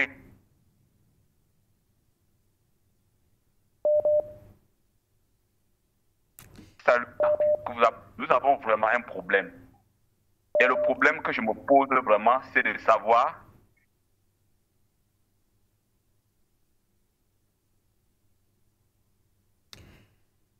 alors, nous avons malheureusement la peine, on n'arrive pas à vous écouter, monsieur, malheureusement. Mais je pense qu'on va encore passer quelques minutes au standard. Donc, vous pouvez raccrocher, essayer de rappeler. Il y a un problème de connexion, de communication en tout cas entre nous. Alors, on va quand même rester au standard. Oh, ok. Et merci, monsieur la journaliste. Et je vous ai bien écouté, c'est depuis l'Espagne. J'aimerais poser... Je ne sais pas si réellement c'est le terrorisme ou c'est une manière de recoloniser l'Afrique. Parce que moi, je crois que ce n'est pas normal qu'il y a tellement de conflits partout. Et je me demande, ces gens, d'où ils trouvent les armes? Les armes viennent d'où tout récemment? Et d'abord, mes condoléances aux 12 militaires camerounais décédés tout récemment. D'où ils trouvent les armes? Tout récemment, c'était le Niger. Maintenant, c'est le Cameroun. Je me demande si ce n'est pas une recolonisation. Moi, je ne veux pas appeler ça du terrorisme. C'est du mercenariat. C'est à cause de ça que je pose cette question. Ne serait-il pas que c'est une recolonisation du continent et que nous sommes là devant nous au XXIe siècle et on observe les dirigeants, ils sont là. C'est toujours ma question et merci pour tout ce que vous faites. Bonne journée. C'est nous qui vous remercions. N'est-ce pas là une forme de recolonisation du continent africain? De toutes les façons, nos invités tout à l'heure, dans quelques minutes d'ailleurs, pour le mot de fin, vont certainement répondre à cette préoccupation. Merci infiniment, monsieur. Nous prenons un autre téléspectateur. Allô?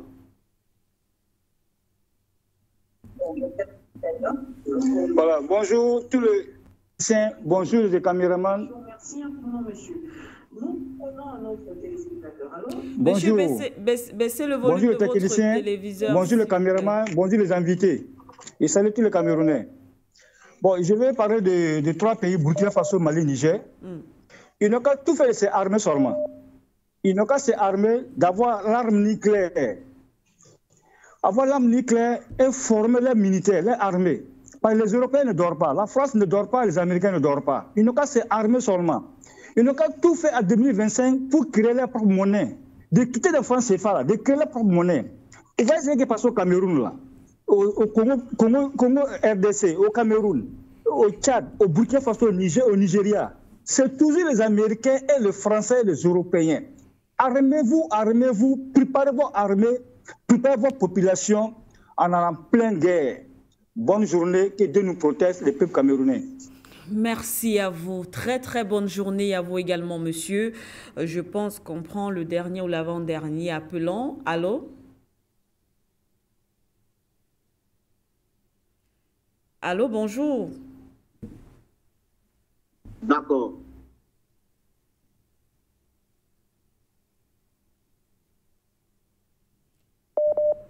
Monsieur.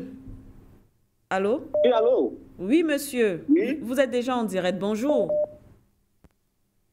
Bonjour, la diva. Bonjour, bonjour, bonjour, bonjour, bonjour. Ça fait 2 jours. En tout cas, bon établissement et bonne santé à toi. Dieu merci de te voir sur le plateau. C'est le jeune panafricain depuis la Côte d'Ivoire. Okay. Vous voyez,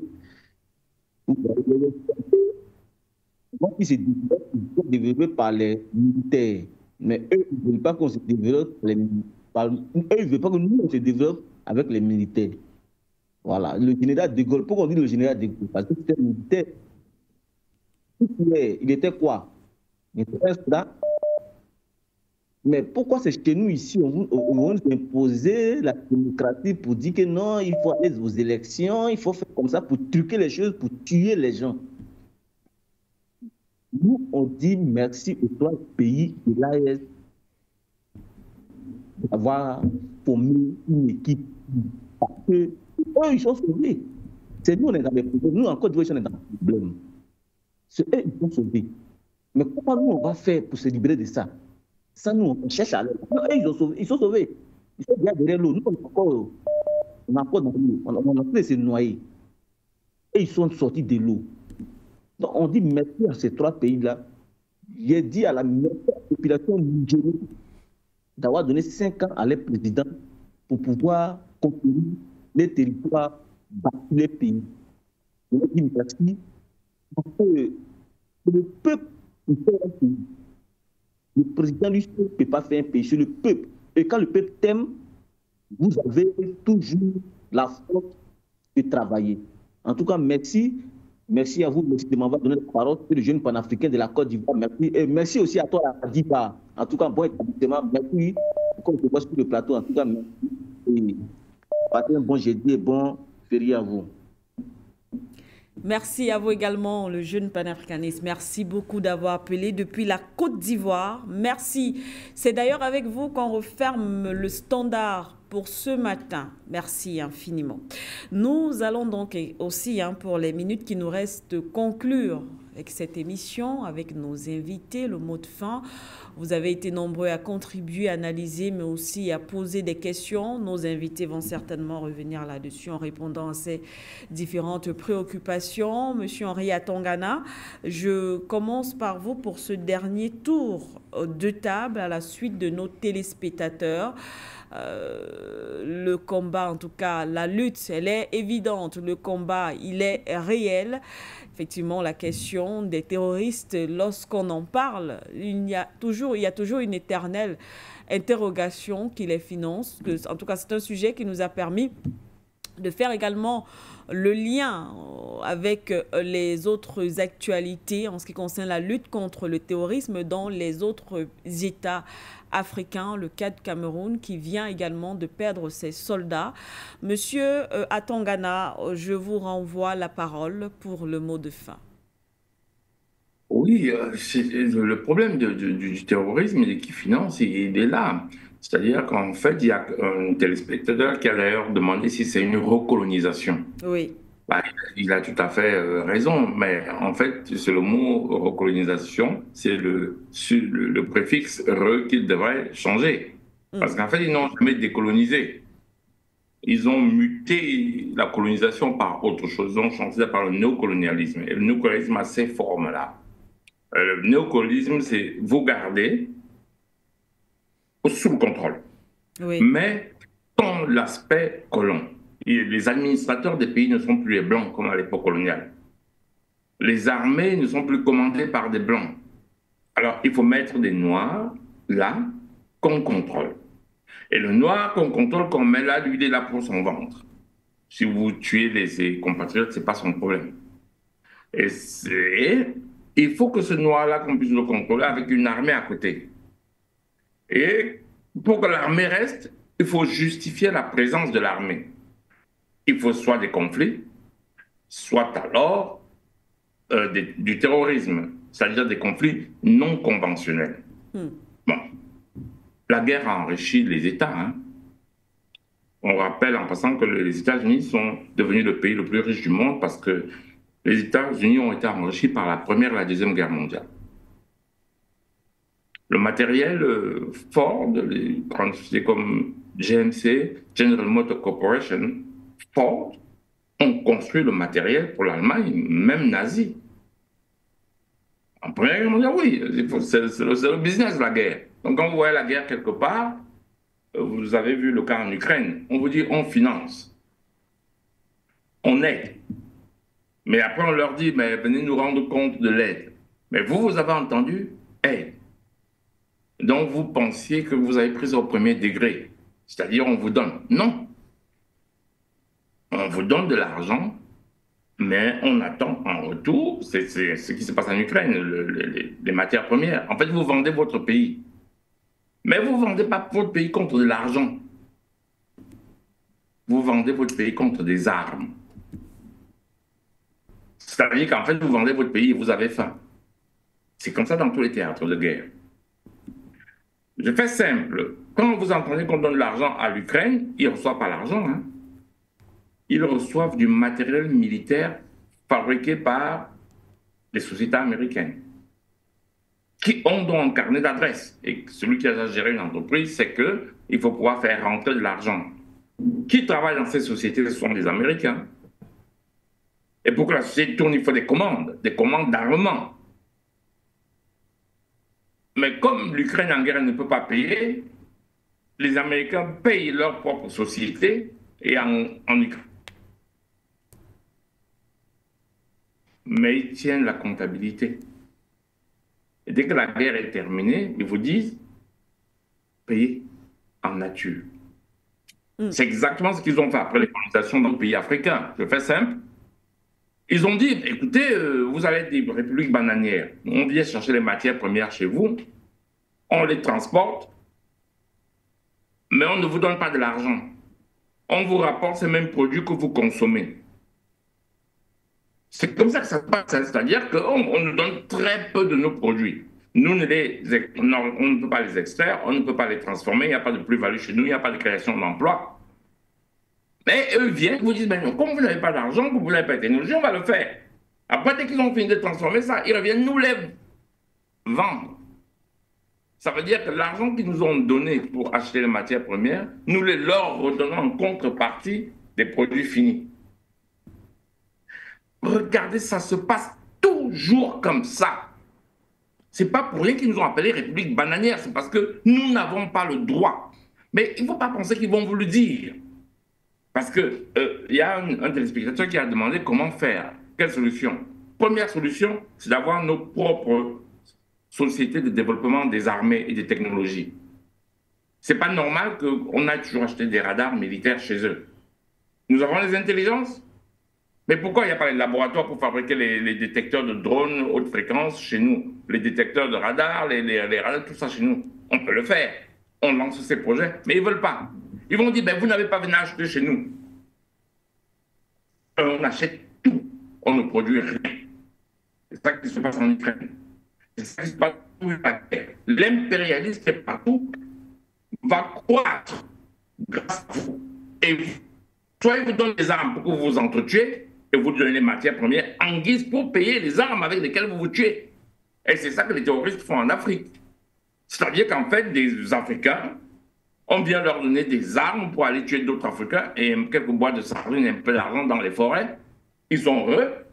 Mais après, il faut bien que le pays soit déstabilisé pour mettre un chef d'État. Soit on prend le terroriste, on le met au pouvoir, comme ça se passe au Congo, et puis il paye. Soit alors on déstabilise le chef d'État en place et on met un nouveau chef d'État. C'est globalement comme ça que ça fonctionne. Voilà. Il faut comprendre ce système-là et refuser ce système. Mais d'abord le comprendre, puis on pourra le refuser. C'est globalement comme ça que ça fonctionne et c'est par ça que nous devons sortir dans la résolution du problème, en créant des sociétés chez nous. Et ça doit être lancé. Nous avons un gros problème parce que nous n'avons pas de capitaux. Nous n'avons pas, après l'esclavage, oui, les capitaux qui ont été accumulés en Europe. Et c'est ces capitaux-là qui ont créé les sociétés. C'est pour ça qu'on a créé le capitalisme. Moi, je ne comprends pas pourquoi on parle souvent de capitalisme en Afrique. Mais nous n'avons pas à accumuler des capitaux. C'est bien d'aller lire Marx, c'est bien. Mais le contexte social n'est pas le même. Le contexte n'est pas le même. Alors qu'on demande à quelqu'un, tu es capitaliste, ça veut dire quoi? Eux ont accumulé les capitaux pendant des siècles d'esclavage. Ils se sont retrouvés avec ces capitaux en train d'investir. Et le problème du capitaliste, celui qui a les capitaux, et du non-capitaliste qui a exploité, s'est posé. Et s'en est suivi les luttes de classe, dont la naissance du capitalisme, du socialisme et tout ce que vous voulez. Mais nous, on sort des indépendances. Quand tu viens parler de courant économique, là, et tu veux parler de cas, oui, courant économique, on doit en avoir un. Mais certainement pas le capitalisme, ça n'a pas de sens chez nous. Bon, enfin, ce manque de capitaux fait qu'on n'arrive pas à investir. Je veux dire que c'est par là qu'on doit commencer la réflexion. Comme on n'a pas de capitaux, comment on doit faire? Le débat risque d'être long, je vais sortir par là. On en reparlera certainement dans d'autres éditions. Forcément. Merci infiniment, Monsieur Henri Atangana. Merci beaucoup. Nous poursuivons et d'ailleurs nous fermons avec vous, Monsieur Aïssi, pour votre mot de fin, peut-être en répondant aussi aux préoccupations, aux questions des téléspectateurs. Madame, qu'est-ce qui peut expliquer, selon vous, quel continent qui a contribué à libérer un pays qui s'appelle la France ne soit pas capable d'assurer sa propre sécurité en créant une armée? Parce que lorsque nous regardons dans le rétroviseur, c'est des millions d'Africains qui ont fait les deux guerres. Tout à fait. Qui sont allés libérer la France, qui étaient très loin de leur territoire, de leur, de leurs biotopes, qui étaient même aux avant-postes, qui ont libéré la France, mais qui paradoxalement se retrouvent en train de signer des accords de défense pour s'assurer le parapluie sécuritaire d'un pays qui sont allés libérer. Ça n'a pas de sens. C'est que lorsque nous faisons, n'est-ce pas, l'analyse, vous avez près de 73 millions d'Africains qui ont été mobilisés dans les deux guerres. Vous avez, on nous dit qu'environ 23 000 sont, non, 73 000 ont été mobilisés. Oui. Près de 23 000, environ 25 000 ont été, on peut la vie dans le théâtre d'opération. Vous avez moins de 2 000 qui ont repris le bateau pour retourner au bercail. Où sont passés les autres? Je crois que c'est un sujet essentiel qui devrait intéresser les historiens.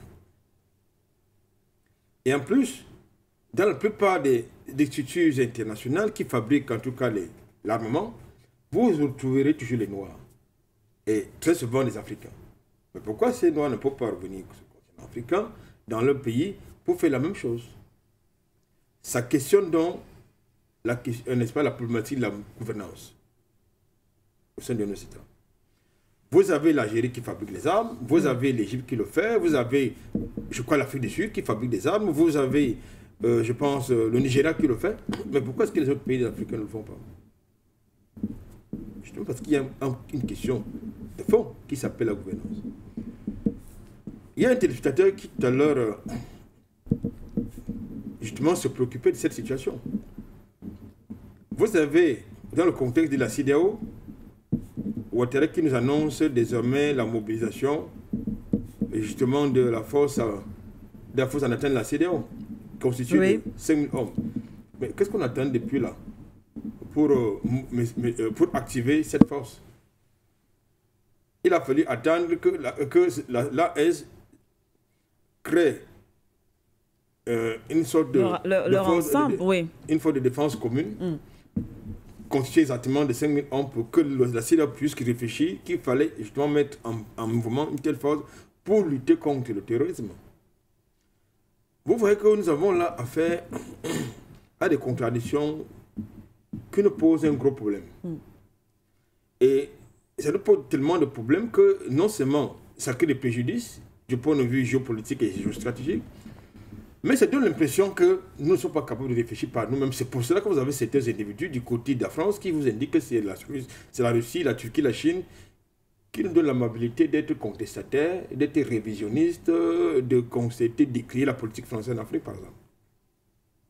Parce que ces individus, dans leur logiciel, pensent que les Africains, c'est des bons idiots qui ne sont pas capables de faire la différence entre le bien et le mal. Qui nous font. C'est comme ça qu'ils réfléchissent.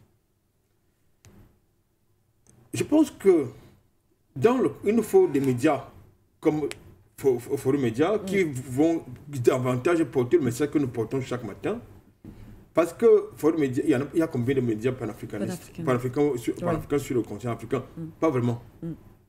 Or, le continent africain est arrosé de ces médias-là qui ne mettent pas chez eux. Parce que l'information qu'ils donnent en Afrique n'est pas la même information qu'ils donnent chez eux. Tout à l'heure, je vous parle de la bataille de la communication et de l'information. Oui, tout à fait. C'est-à-dire, les fakes qui viennent, la désinformation qui déverse sur le continent africain, ce n'est pas la même chose qui déverse chez eux. Ce n'est pas la même chose. Les médias, c'est de l'information que France 24 déverse sur le continent africain, RFI déverse sur le continent africain, ce n'est pas la même chose qui déverse chez eux. Déjà, RFI, ça ne s'appelle pas RFI en France. Oui. C'est différent, oui. France 24, ça ne s'appelle pas France 24 en France. Du tout. Vous constatez qu'il y a un problème. Je pense que, avec, par exemple, la suspension, avec le gel, avec la fermeture provisoire de l'agence USAID, on va peu respirer. Avec la fermeture des médias comme Vox Africa et consorts, il va falloir trouver des alternatives. Parce que je ne comprends pas que nous ayons des gouvernants qui ne sont pas proactifs sur cette terre-là. Vous en avez même des médias qui émettent des programmes dans les langues locales. C'est-à-dire pour davantage manipuler nos opinions, instrumentaliser nos opinions, ils ont même des programmes qui émettent dans les langues locales. Émettent sur des fréquences moyennes, sur des ondes courtes. Ce qui est absolument inacceptable. Et puis, puisque la réciprocité n'existe pas. C'est-à-dire que, donc, je ne sais pas si vous avez Forum Média qui émet chez eux, qui sera même toléré. Je ne suis pas certain que ce sera toléré. Forum Média au regard de nos analyses critiques, de l'éveil des consciences que nous suscitons. Oui. Je ne pense pas que Forum Média sera accepté dans leur landerneau médiatique. Ce n'est pas possible. Et pour que justement la moutarde prenne, et reprennent à longueur journée en boucle la même désinformation, à la fois vous pensez que c'est de la vérité qui est rendue publique au travers justement des papiers bien construits, et ça donne l'impression que c'est de la vérité. Mais quand quelquefois vous partez fouiller quelque chose, vous dites mais attendez un peu, de quoi est-ce qu'on parle? Est-ce qu'on parle de la même chose? Est-ce qu'on pratique le même métier? Pourquoi? Parce que nous avons affaire à des propagandistes sous la camisole des journalistes. Vous avez affaire à des propagandistes, à des mercenaires de plateau sous les oripeaux d'experts.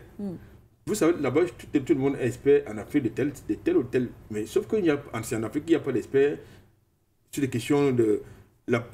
j'ai envie de dire, l'anthropologie, bien la sociologie française, américaine et consorts, mais ceux-ci sont les experts en tout sur le plateau. Ça nous pose un véritable problème. Dans cette guerre de la communication, dans cette bataille de la communication contre l'Afrique et orientée contre l'Afrique, nous devons trouver des alternatives. Et Forum Média ne peut pas être seul. Il faut que nos États puissent faire, j'ai envie de dire, puissent investir dans les entreprises médiatiques. Nous avons l'habitude également de dire, un peu comme nous avons l'habitude de demander, que nos gouvernements investissent dans la santé. Parce que nous trouvons inapproprié, Madame Siké, que nos gouvernants qui ont la possibilité de construire des hôpitaux chez nous, haut de gamme, bien sûr, lorsqu'ils tombent malades, que ces gens aillent plutôt se soigner à l'extérieur, c'est-à-dire qu'ils vont donner l'argent à l'extérieur. Et très souvent, ce qui est paradoxal, le personnel qui trouve en place, très souvent c'est le personnel africain, quelquefois le compatriote. Tout à fait. Oui. Et c'est paradoxal. Donc, nous pensons que nous devons soutenir l'AES, nous devons soutenir l'AES coûte que vaille contre cette narrative, contre cette mauvaise propagande, mais surtout contre la désinformation.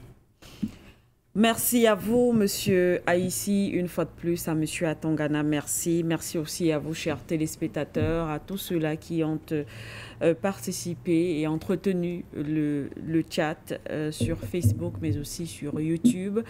Merci à la réalisation, bien sûr, cité à la commande, aux commandes, pardon, Mbok qui a réalisé cette émission ce matin. Merci infiniment à l'ensemble de l'équipe technique. On vous souhaite donc une très très belle matinée et on se retrouve demain. Les programmes sont en continu tout de même sur For You Media Africa.